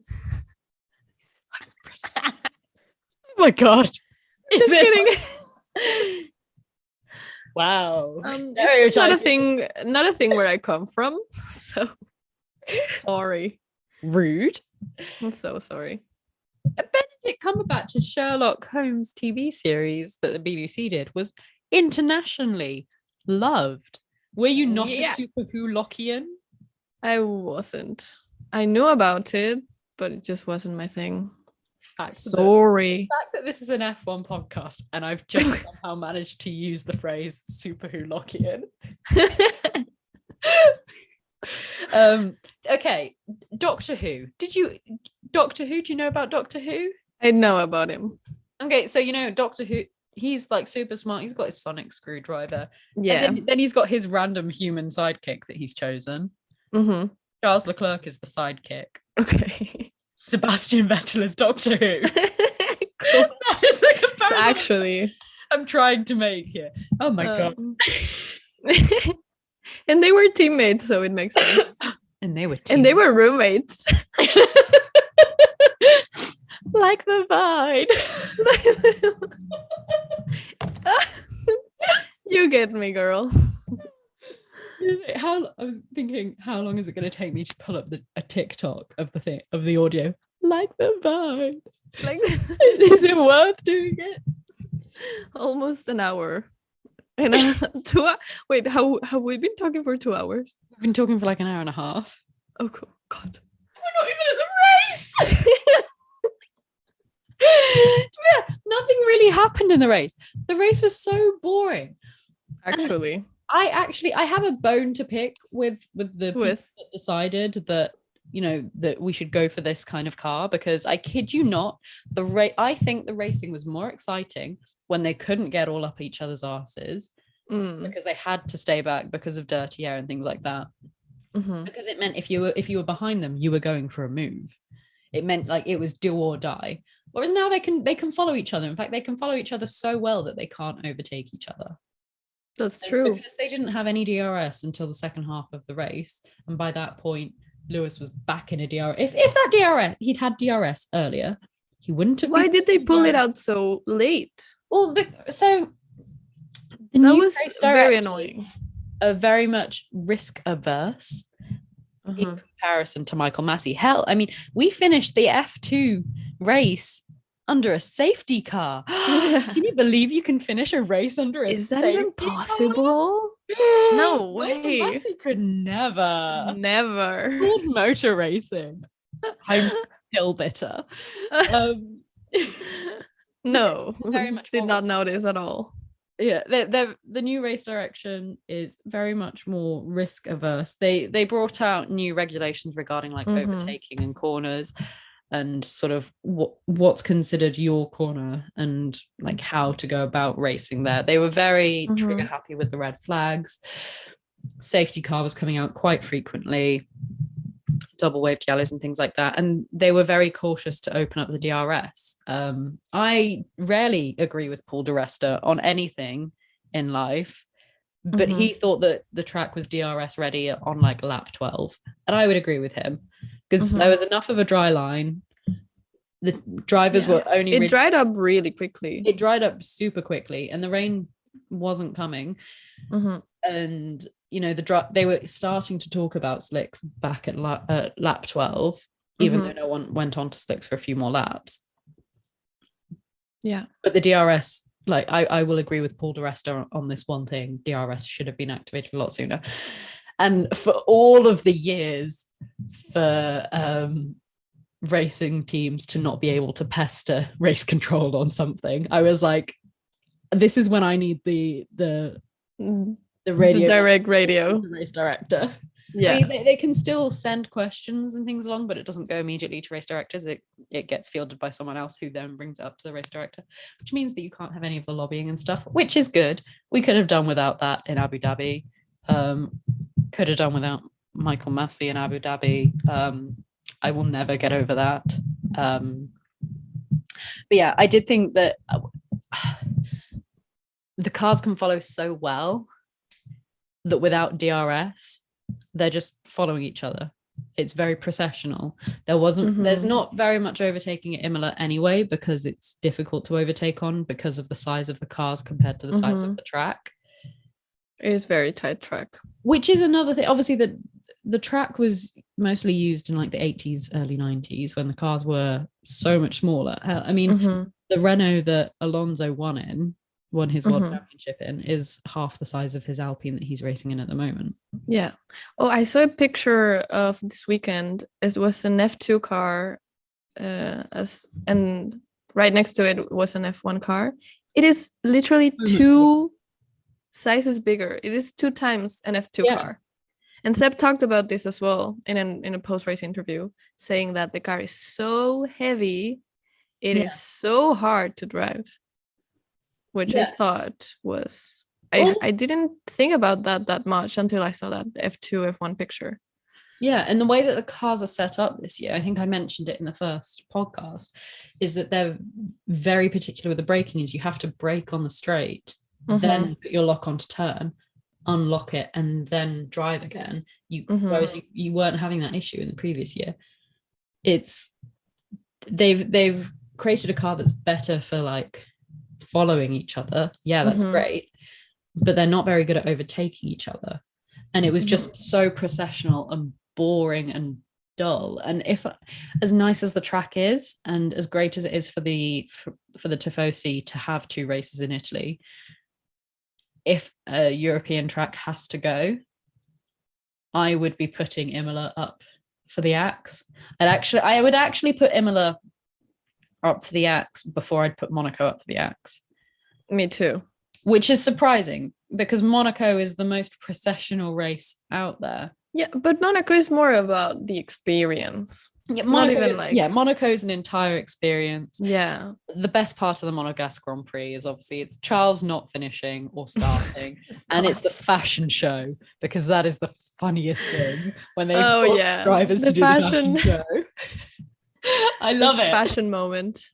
Model era. And you don't get that in any of the other races. So like we got to keep it for the fashion show. I agree.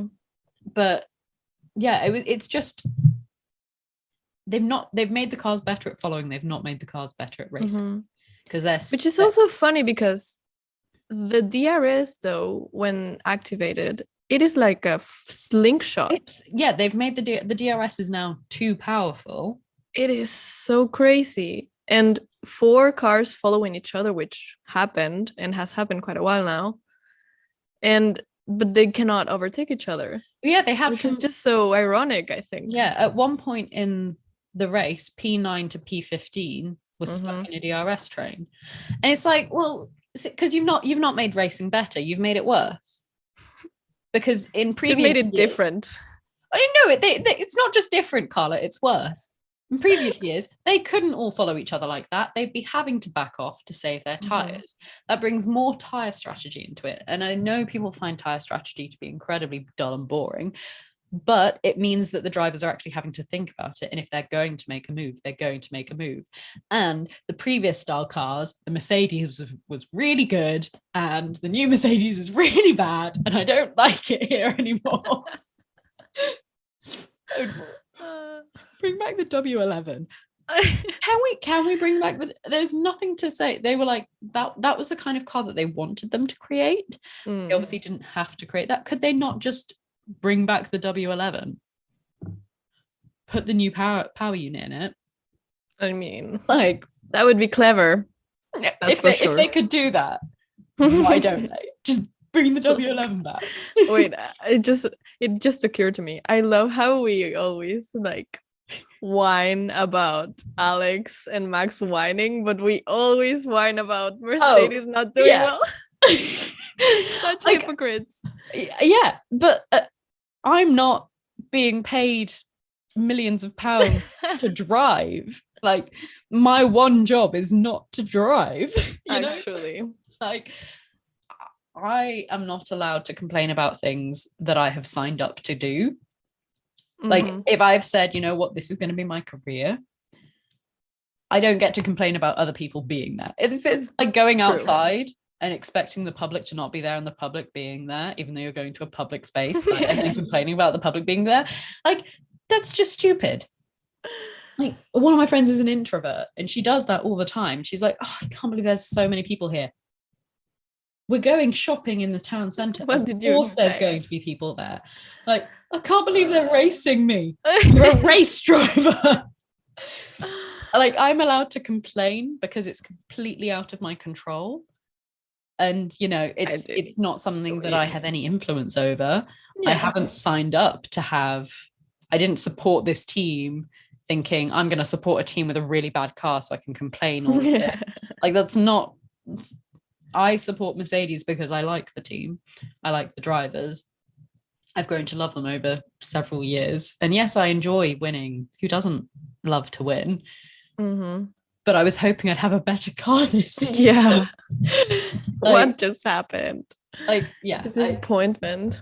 I do complain a lot, but that's because I know that they wouldn't have gone for the no side pods if it wasn't showing to be better about decision pods. Yeah. Obviously, what you're getting in an air tunnel is very fixed sort of readings because the car's not moving.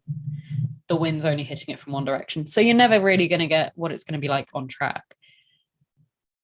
But like, we're allowed to complain because we have... I think that's why we're here. Yeah, we're here to complain. Literally. But yeah, first lap of the race. We're still there. Yeah, we actually like skipped to partway through the race. We never actually covered the back first up lap. a bit. Just a little bit. I just got into complaining about how boring the race was. The first lap was quite chaotic. I'll give it that. Ferrari's just not getting off the line very well. After to be fair, we haven't mentioned this. Carlos did have a very good sprint race, making up for his mistakes, moving up to the front. Same with Checo. We just talked about the Mercedes going backwards, which it did. Sorry. Sorry again, guys. Yeah, I know there are other teams out there. Seb had an amazing week. Did really well. Yuki had a very good week. as well. Amazing. For once. I just felt like Carlos Sainz is going down the path of Yuki Tsunoda last season, if that makes sense. I hope not. Or Mattia Binotto having to take him home with him. Could you imagine? No way. Because obviously Franz Tost was told to babysit Yuki and take. We saw a little bit of that in Drive to Survive. Yeah, our world's favorite TV show. Yuki complaining about not being able to do anything else. Yeah. Then training. Was it Liam Lawson who was just stood there, or was it? It was Liam. I wasn't sure if it was Liam or Dennis. He just stood there helping. No, it's Liam. He was like, yeah. Okay. As he was talking about number twos and things like that. Love that. I Yuki is the comic relief. I love Yuki. He's just so adorable. When they asked every driver, like, oh, what is your biggest dream, or where do you see yourself in 5 years, I think, and everyone said winning the championship. Yeah. And Yuki said opening a restaurant. I love that for him. And I feel like he has really good taste in food. I would 100% go to that restaurant. Definitely. Yeah. Like I hope he does that. I had a nightmare. I'm calling it a nightmare, not a dream. Okay. Charles Leclerc got to start his own fashion brand, which obviously we know he wants to do.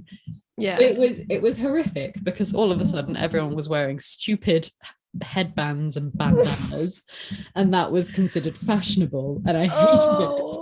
And yeah, I cannot. It was like a cult that I didn't want to wear one, and so people would crowd me and try and put one on me. And I'm not a claustrophobic person, but I don't want to wear a stupid headband.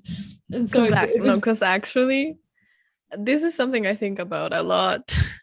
Because Charles, I'm so I love him. I want to have a fashion brand. No, you're no. I love him. And I love that he has dreams, and I know he loves fashion. Reality. He loves fashion. I love fashion as well, but I don't think he has good taste in clothing.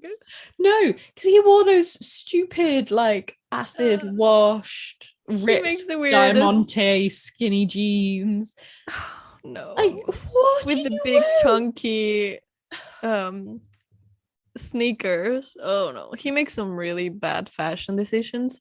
Yeah, and I appreciate the effort, and I'm very sure he's gonna achieve that at one day, having his own brand. But I don't think it's gonna. But I'm scared. I'm scared of this fashion brand. Same. Like if Lewis turned around and he was like, "Here's my fashion brand," I would be like, "Yes, let me wear it." I feel like even Pierre Gasly, Yuki, actually as well. So I'm unsure about Yuki because he just gets dressed in AlphaTauri clothing. I've not really seen him out of AlphaTauri clothing, whereas I have seen Pierre Gasly in non-AlphaTauri clothing. I don't think he's that good. I think Joe is way better than Charles, definitely. But Joe is bringing his A game as well. He's dressed by Prada though. Prada's one of his sponsors, I think. That's so fucking cool. Yeah, honestly. Well, I mean, Lewis obviously has his thing with Tommy Hilfiger, but he could have Balenciaga or Bulgari or something like that. I like if the Tommy Hilfiger thing wasn't there, brands would just be clamoring for that opportunity. Yes. I used to love the old Boss adverts. With him and Roz and Vlogsberg in suits together. I was like, wow. Just wow. They did look really good. No words. I was kind of sad that the Boss partnership ended, but I did really like the Tommy Hilfiger Lewis Hamilton collaboration. I've really enjoyed a lot of Tommy Hilfiger stuff. Do you reckon, because obviously the contract for Tommy is with Lewis, I think, when Lewis retires, because he will eventually. Definitely. I cried about that yesterday. Sadly. We're whining again. It is crazy how emotionally invested we are in F1. The first F1 race I can vividly remember is the 2007 Canadian Grand Prix when Lewis took his first win. Seb started the year after. I've never really cared for Alonso. You know, like I could take him or leave him. Like, actually, well, yeah, I could leave him. I don't really care for the man. But when they retire, it's going to be like, well, who? It feels like who is going to be my emotional stop. support now? Who's going to be my emotional support driver now? Yeah. It feels like F1 should stop when they stop. And actually, because actually, think about it. If who's going to replace them? Yuri Vips crashed out today in F2. Liam Lawson, because when they're also gone, crashed out. Like when they're gone, I don't think I can have like an emotional support driver. None of them are like. Yeah, George struggles to look human some days. So, like, how am I supposed to emotionally attach to him? I'm sorry, but he looks like he's trying to convince you that he's human some days. and Mel is going to be editing this back. Mel is our amazing editor. She's going to be editing this back. She's a massive George fan, and I'm getting an angrily worded message. What do you mean? Sorry, I'm not going to attempt a Scottish accent. I remember the first time I told Mel what I thought George Russell looked like, and she got so mad at me. She did. Yeah, and I told her he looked like a grandma. Like just a southern grandmother with the smile and the big eyes. Yeah, then she started spamming the group chat with photos of George Russell. I think I had to delete like over 50 photos of George Russell from my phone. Because then you were like, oh, you know what? I'm going to spam you with Lando Norris images now. And I was like, this is not what I wanted. Thanks, guys. So I think I then started spamming you with Daniel Ricciardo photos. Yes, because I am but a woman. It was good spamming. Come on. It was good spamming, but like, did I want to have to delete like 100 photos of drivers? Is the fact that you know the people's feature on your photos app on your iPhone, it was like me, Daniel Ricciardo. Like there were so many photos in my phone that they became recognized faces of drivers. Yeah. Not Apple thinking you're friends with them. But when they retire, who's going to replace them? Literally no one. Because they're unreplaceable. There's just no way. They are unreplaceable in my mind. They're irreplaceable. Same. Like when is the next Lewis Hamilton going to come to F1? Like, because chances are very slim of another person like him coming. Not because of him or Seb, but as a person. Yeah, because I'm not gonna lie, no one else in F1 does as much as Seb and Lewis. They do the most for things in F1 and outside of F1. Outside. I think that's the most important thing. And the thing I love about them the most. Yeah. I think they do for just being advocates of, for example, human rights. Decency. Just decency and rights. Seb's got his Ukrainian colours on his sweatbands on his wrists. Yeah. Lewis had his rainbow colored umbrella doormat thing. It's things like that, and no one else does it, and no one else really speaks out about it until it becomes a PR move. Yeah.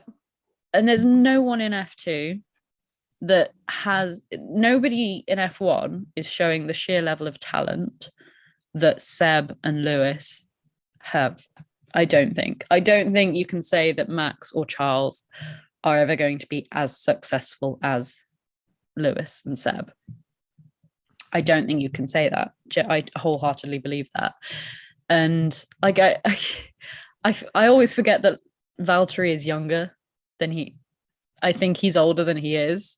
I like Lewis. I'm like, but he's an old person. He's not actually an old person. He's just a very old, mature soul. And he's quite quiet. And because he's not as as the young ones, it does make him seem a bit older. But I feel like Valtteri's probably not going to be sticking around for more than like 5 more years. Yeah. I'll give him more, like 3 more seasons. Yeah, I don't think he's going to be around for ages. But then it's like, well, then it's just a bunch of children. Like, because who are they going to replace them with? The 18-year-olds in F2? Because it used Lando Norris. Like, well, no, because Lando's 22. So, and children. Yeah, but because it used to be that 23. Yeah, I turned. I'm a child. I turned 22 in 4 days. Disgusting. I hate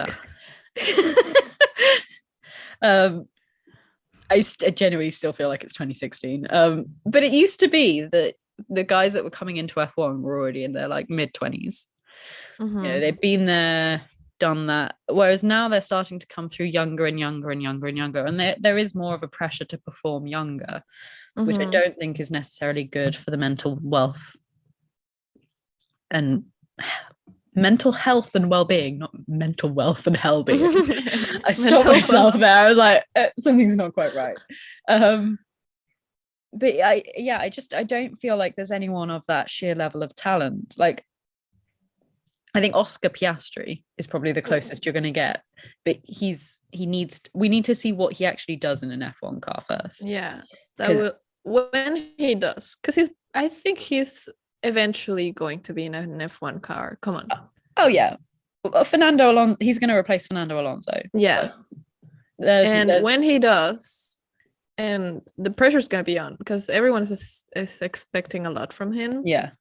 But I do think he's going to manage to do some great things. And I'm so excited to see that.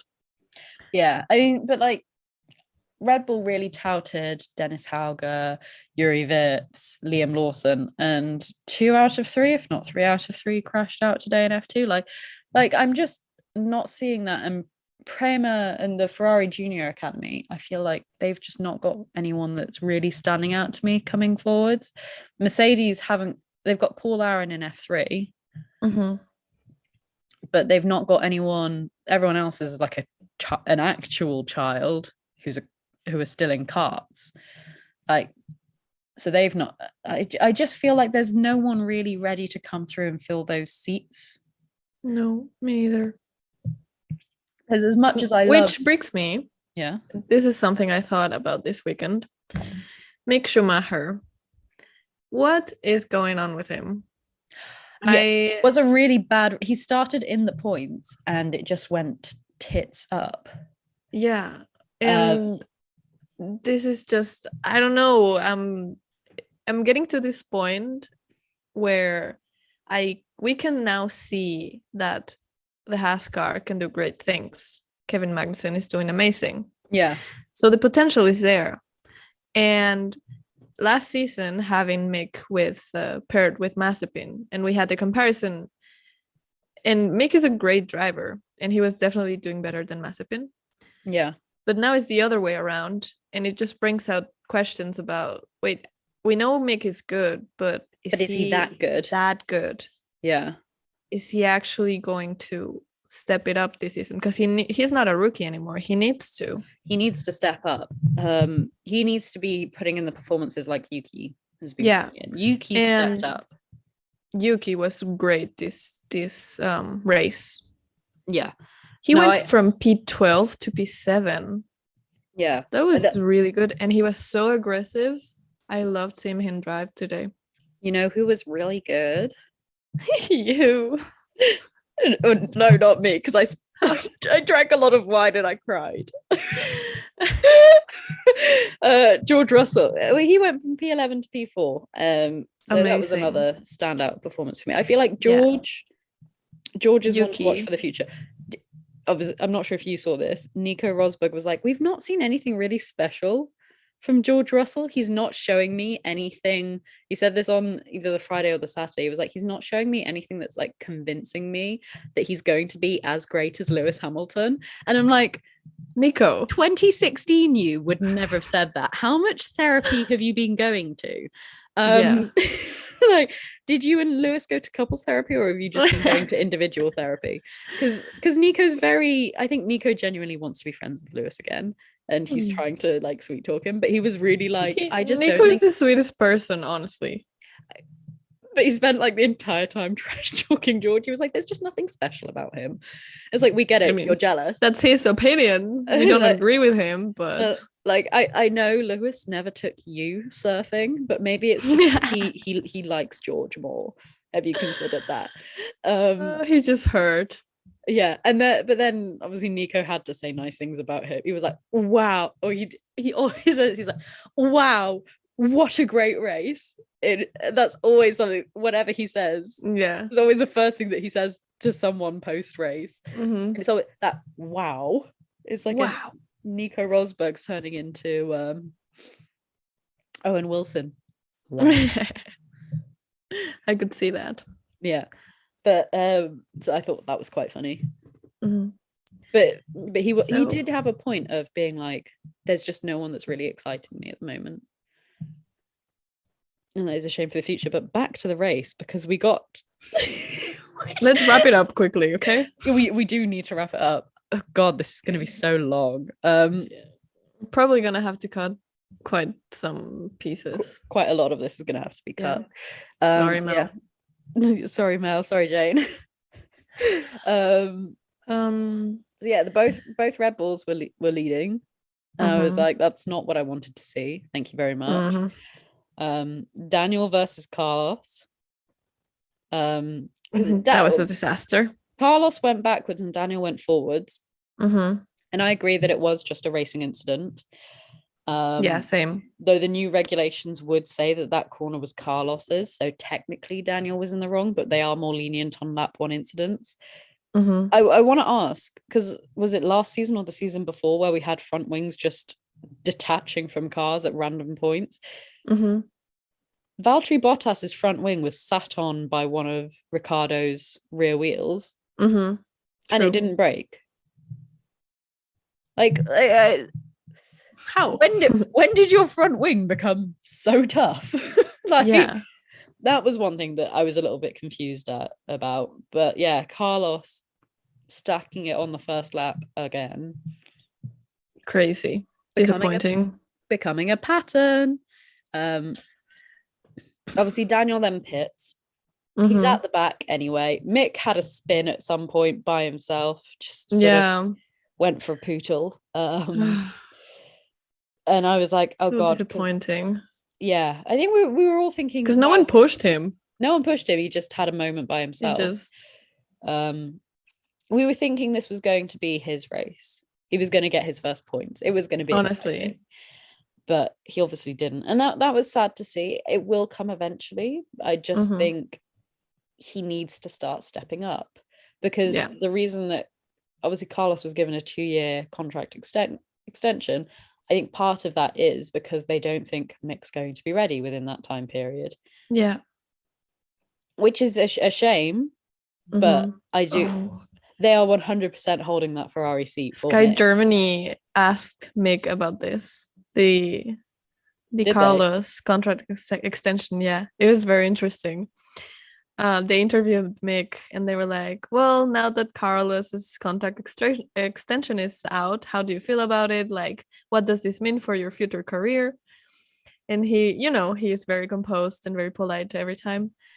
He had this cheeky smile to him, like this little I know something to his face. I reckon that and he just said, like, I know the chances are coming and I'm happy they're holding Carlos, and I know I'm gonna be ready for when my chance comes. Yeah. So no, for Ferrari, there will be no bigger marketing thing that they could ever do than having Mick Schumacher drive a Ferrari. Like, even if it's good or bad marketing, but because if he does bad at Ferrari, I mean, it's going to be devastating for Mick.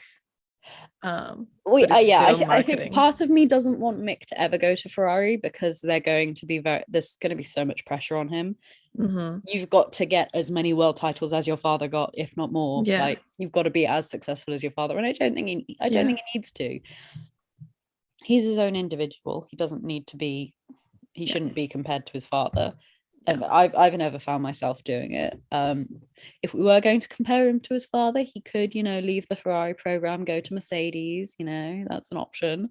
But I will only be happy if that happens and he is actually good at that point in time. Like you're fine now, Mick, but if you're going to go to Merc, Step you need it to up. be doing better.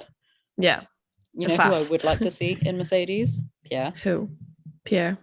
Yeah. I don't know. I think him and George would be a good combination. I don't know. Yuki is ahead of Pierre this season on the championship. Like right now. Yes. I know it's a long season, but Pierre has, I think it's mostly bad luck for now. He has had bad luck, but I think I don't know why I it. cannot picture Pierre on a Mercedes. Or if it's not Pierre, it's going to be Esteban. If it's Esteban, or Oscar. What about Oscar Piastri? Because Alpine have got their claws on Oscar because he was one of their juniors. I mean, F1 Esteban is is still technically a Mercedes junior.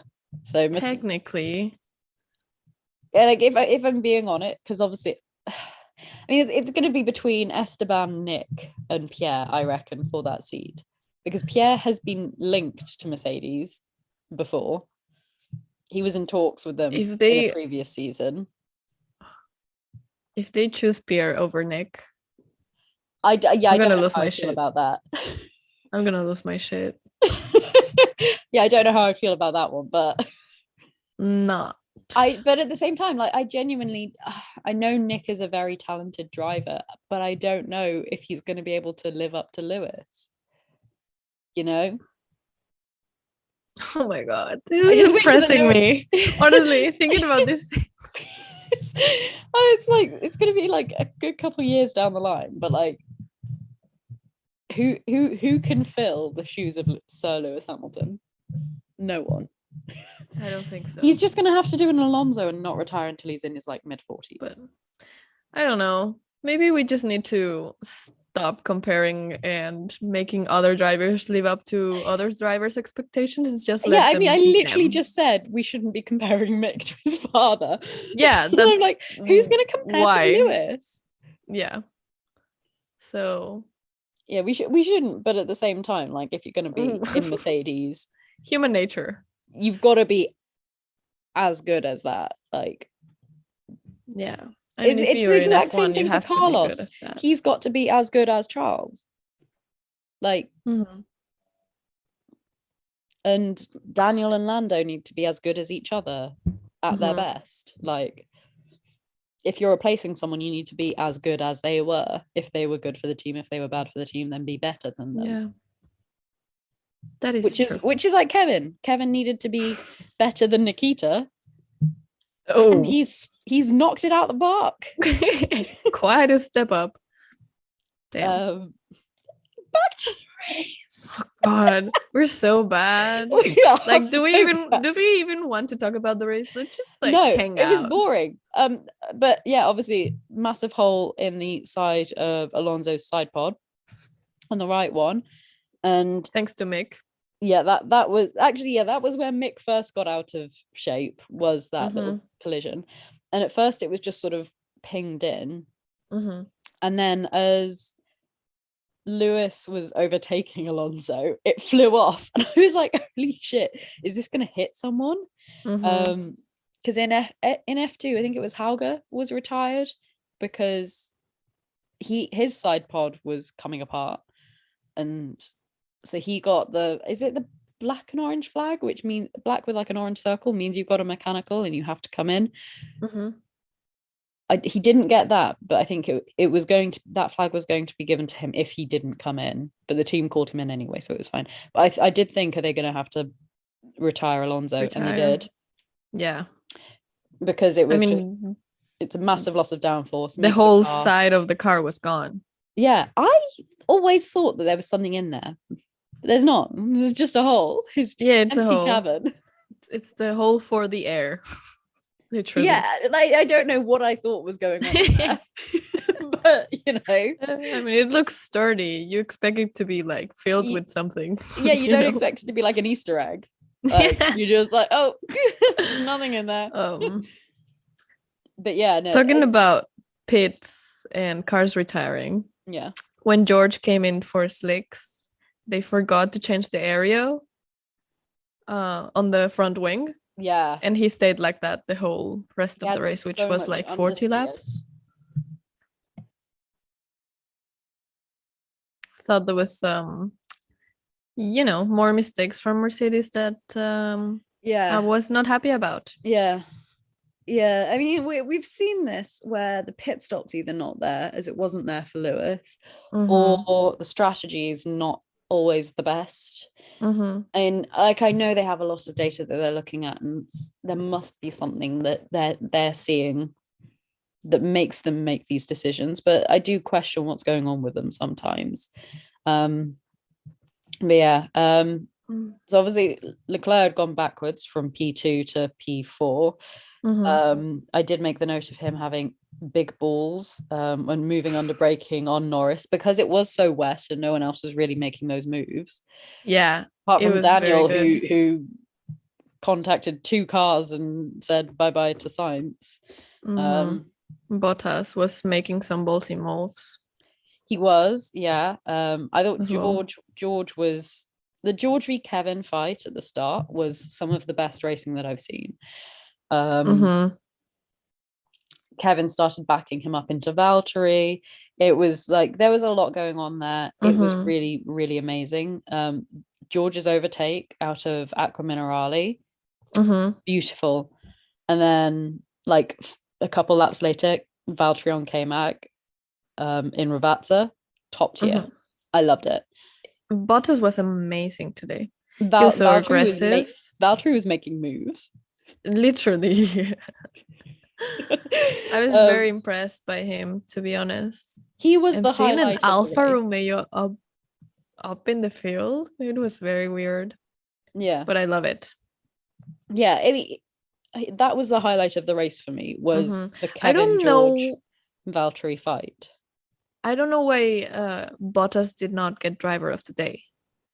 He Because should have. there's an awful lot of Max Verstappen fans. I think if you lead the race and you have a massive gap like Verstappen did, you should be ineligible. Same. You have to make at least one overtake without the blue flag to be Yeah. eligible for driver of the day. And he he was made no very weird. overtakes. Because the voting, I think he had like 14% of the votes. So it was like a slight difference, probably. Yeah, but I'm sick and tired of Verstappen getting driver of the day because I kid right. I was watching the 2019 Monaco Grand Prix, and Lewis did that amazing drive on the tires that were sort of falling off, and Verstappen just like couldn't get past him, and they voted Verstappen driver of the day, and I'm like, I'm sorry, Why? no, Yeah, like sometimes it's just the sheer number of Max sense. fans out there. Yeah. Or not even Max fans, but like anti Lewis Hamilton fans. Lewis Hamilton could drive the best race ever, and they'd still try and vote Verstappen. Like I'm pretty sure that happened at Brazil last year, where like Lewis only just won driver of the day, and it was like, I'm sorry, why are you voting for Verstappen when he's literally come through the entire field like twice? Are you kidding me? Like. Yeah, another thing that was constantly mentioned, apart from the lack of DRS, was there's going to be rain in 5 minutes, 5 laps. Class 0. I was having such a flashback. I was like, what is class 0 to 1 rain? I'm assuming it means not much. But then it was just like a few spots towards the end, and it was like, oh, you've hyped it up for nothing. One turn. Yeah. No, but when they said, oh my God, it's going to rain in like 10 minutes, I got such a flashbacks. I'd take that. Like, if I'd take rains, a Lewis Hamilton win right now, you know? If it rains on the last lap and everyone just slides off and Danny Rick wins, I'm not going to be mad about that. No. But just stressful. Yeah, and it was all for nothing. Yeah, on lap 17, Daniel pitted. He was running at the back, so it was like might as well go and have a go. And I did think it was time for slicks. Quite early, But yeah, but a good decision. I think it was the right decision, and he sort of triggered everyone else going into the pit. Which there was an incident in the pits. Oh yeah, Ted Kravitz saw it coming before it actually happened. Yeah, because he obviously you won't have had. Do you get Ted Kravitz on Sky Germany? No. Okay, so what was happening is we were looking at the end of the pit lane, expecting cars to be coming out, and Ted Kravitz going, "There's going to be a crash. There's going to be a crash. There is a crash." I was like, "Oh my god, Ted, what is it? Because I still can't see anything." And it was Esteban being unsafely released into the side of Lewis. And they were so close. Yeah, well, they touched, and I was very upset. And then because the Mercedes takes so long to warm up its tires, Lewis got he not only lost the position to Ocon in the pits because of a slow stop from Mercedes. It was only like 3.7 seconds, but it was still slower than it needed to be. He also got undercut by Pierre Gasly because his tires just took so long to warm up. And I mean, it wasn't as bad as Bottas's pit stop of 11.8 seconds, but you know, and that wasn't for a front wing change, that was just tire problems. But yeah, obviously Ocon got a 5-second time penalty, as I think he should have, because it was an unsafe release. Yeah. So Lewis finished technically 14th, but because of the 5-second time penalty, he finished 13th and Ocon finished 14th. So, you know, sucks to be Ocon. I mean, still no points for either of those positions. Ocon. Bestie. Did you see he's on TikTok now? He is, yeah, I did. I saw the TikTok of him making pasta and feeding it to Alonso. Yeah. And Alonso looked terrified. And I kid you not, that is the exact face that anyone in my family makes whenever I make dinner. Because I once somehow managed to, and I'd had these they were frozen sausages. They were like butcher's sausages that we'd frozen so that they'd keep for longer. I'd left them out for ages to defrost. They were fully defrosted in my mind, but when I cooked them, they came out and they were burnt on the inside and burnt on the outside and raw on the inside. And and like that's the kind of facial expression that my parents pulled when I served those to them. Just terrified. Yeah. But yeah, but I love that F1 drivers are on TikTok now. Yeah, Yuki's on TikTok. Yuki. And someone sent him a thing where he'd been included in like a first trap or something. And he was like, wow, I don't know what to do with this. Because he commented on it. He was like, someone sent this to me. Yeah. I don't know what to do now. I was like, love that for you. I love that. I mean, you can kind of see the difference between, for example, Ocon's and Yuki's TikTok. That Yuki's TikTok is not like regulated by a social media person. Yeah. And Esteban's obviously. Yuki is the one behind his TikTok. At least initially, he probably will have a social media person take probably people have to approve what he does there. But he was the one replying and commenting, and I was like, yeah. Whereas someone was like, does Esteban reply? And he was like, he does he does occasionally. And it's like, that's clearly not Esteban. Yeah. Like, but I do love seeing this kind of behind the scenes with. You know who needs with some drivers. Huh? Lewis needs a TikTok. Oh yeah. I don't think he's ever going to do that, honestly. No, it's too much of a Gen Z thing. He is not a Gen Z. But he is doing this Q&A with the Mercedes TikTok this weekend. Yeah. Which I thought was amazing. Always love seeing him respond fan questions. Yep. So DRS was enabled on lap 34 out of 63, which was ridiculous. Why is it so late? And then nothing happened because, as I said earlier, the cars are just following each other. They're not overtaking each other. You can see when my autocorrect kicked in. Lectern boxes on lap 50. Lectern. Leclerc boxed on lap 50. Immediately, 4 laps later, spins off into the barrier on lap 54. damage to the front wing, back into the pits for more soft tires and a new front wing, dropping from P3 to P9. And like, well, science has been ridiculous with a number of things. We knew going into this race, no matter what happened, Charles had such a points lead that he would be leaving the championship leader no matter what happened. But he did not need something like that to happen. And realistically, what were they doing it for? They were doing it for one championship point. What is more important, finishing P3 on the podium, because Lando was like 12 seconds behind him, or pitting, getting that one extra point?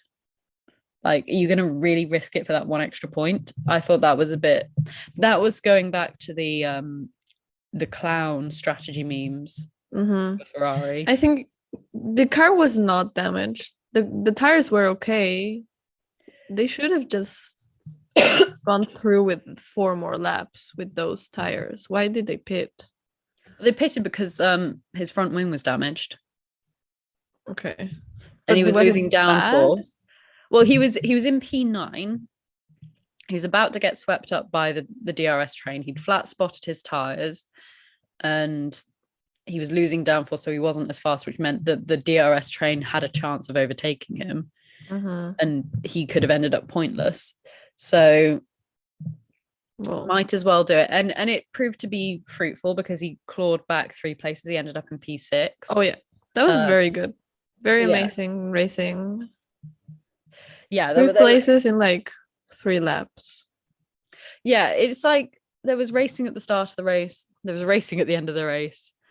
But only for like a handful of people. There were like 5 people that did any racing. Everyone else just sort of followed each other around. Not for lack of trying. Lewis really did try. And that was the most frustrating part, was because he was trying everything and he just couldn't, because every time he went to brake, he couldn't go late on the brakes because of the porpoising. There was something about the Mercedes that when he did go onto the brakes, it just sort of it slowed down way more than any of the other cars were doing. It's like your brakes are supposed to do that, but it felt like because of the porpoising, he was having to be really, really like gentle, and he couldn't go late on the brakes. But yeah, he was really struggling, and I was like, oh my god, Lewis is following a Red Bull car. It was an AlphaTauri. I was gonna say, well, yeah, at one point he was following a Red Bull car, but it was because Max had lapped him. I was like and they were talking to Christian Horner just as that happened, and I was like, get this man off my screen. I do not want to hear from him. Now is not the time. No one cares. Christian, go away. But yeah, right towards the end, obviously Valtteri was catching up to George. It was more Valtteri and George crimes at Imola. Flashbacks. War flashbacks, yeah. And then obviously the race ended, and it was the first 1-2 for Red Bull since Malaysia 2016 within the turbo hybrid era. And it's actually only their second 1-2 in the turbo hybrid era, which I find quite interesting. Yeah. They've had lots of 1-3s and just single drivers on the podium, but they've only this is their second 1-2 in the turbo hybrid era. Mind blown. Yeah. And then I didn't stick around for the post-race interviews, if I'm being honest. I didn't see the cool down room. So glad that's back. I hope good. I hope it's back for everything, because I love the cool down room. Me too. That was where all the drama happened. I hope they take it a step further, like they did on Formula E, where a couple of drivers, everyone in there. Yeah, and a couple of drivers go into a room and they just see some highlights and talk about it. Hey, did you get lottered? We're going to stick you in a room with Andre Lotterer, and you're going to watch yourself get lottered. Like I left and I came back, and Toto was apologizing to Lewis for giving him an undrivable car. I went downstairs because I was relegated upstairs to watch the F1 because the rest of my family was watching the Liège. It's a Belgian classic cycling road race. I went down to see who'd won and to tell my parents about the shit show that I just watched. And I came back upstairs and everyone was like, cool down room. And I was like, huh? And yeah, I Mm. just came back to Toto apologizing for giving Lewis such a shit car because it couldn't overtake, but none of them could overtake when the DRS train became a thing. It But was very bad. but one of the good things about this season is that every team has scored points now, which Really? yeah, because Every team. Aston Martin were the Oh, last team Stroll. to Stroll has some points, doesn't he? Vettel? team. No, yeah, but like Yeah, Vettel's got Vettel. today. Yeah, But I know. But for some reason I thought Stroll also had points. he does. He has 1 point. Yeah. Yeah.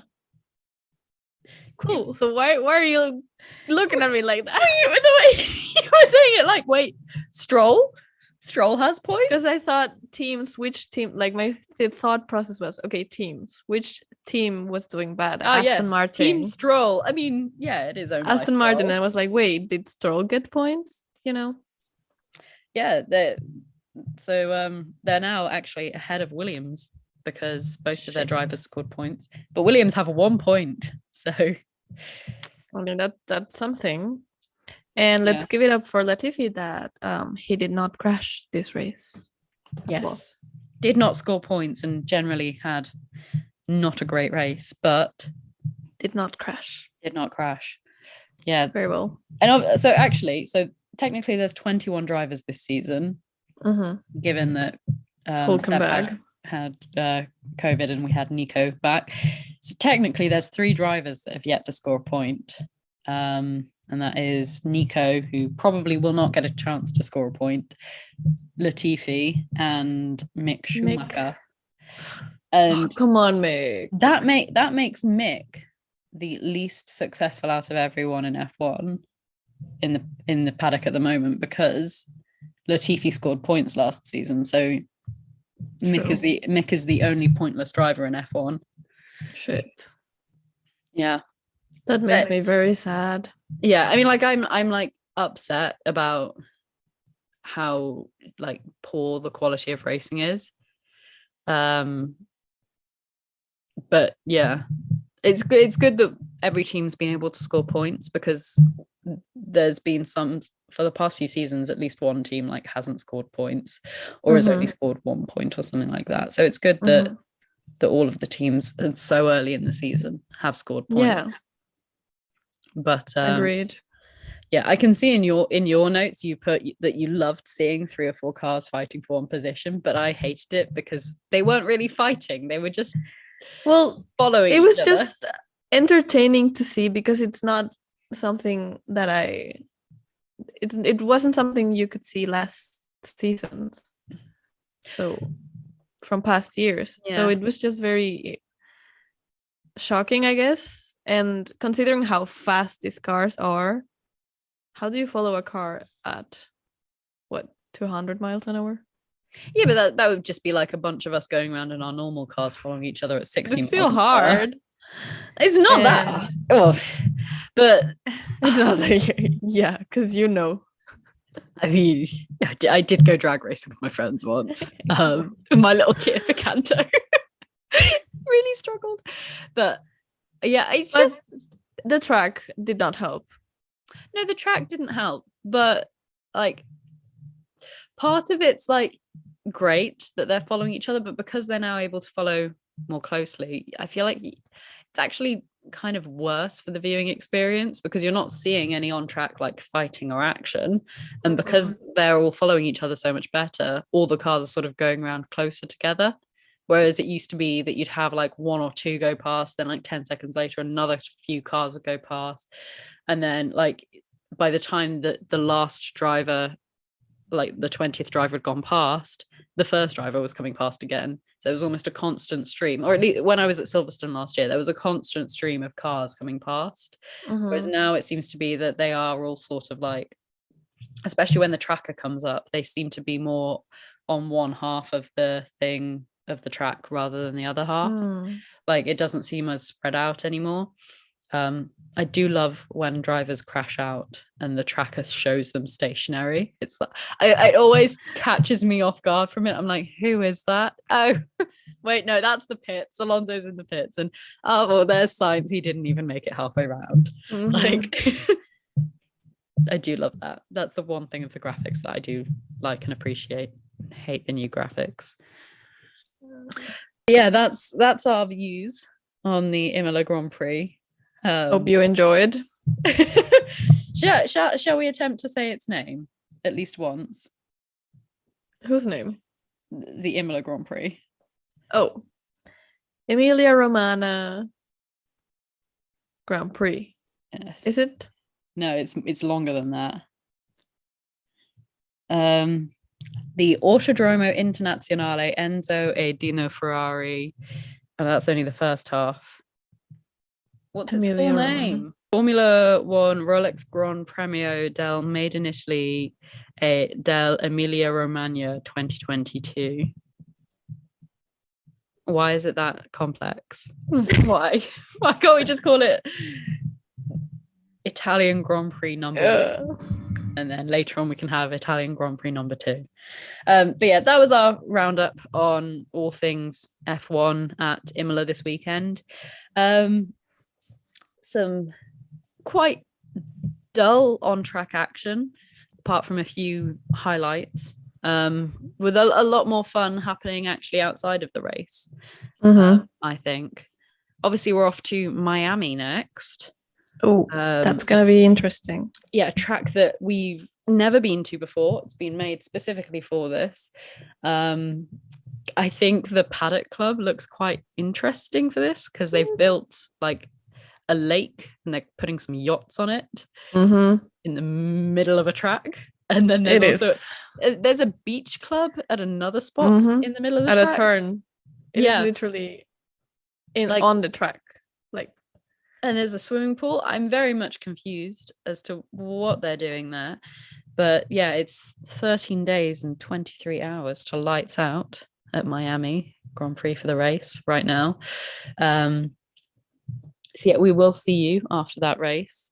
I'm holding out judgment until we actually see the cars on track there. Let's do that. I don't know what this is going to be like. Let's remain neutral until we'll actually see what's going on there. All I know is that there's going to be a lot of Americans. And yeah, we will all be back. Well, potentially not all of us.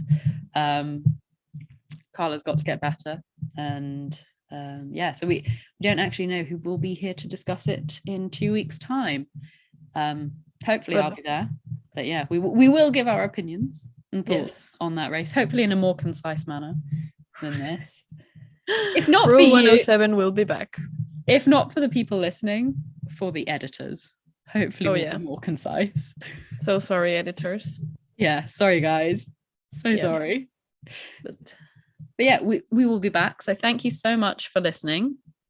In the meantime, if you want to get your F1 fix, you can always check out our socials. They will be in the descriptions below.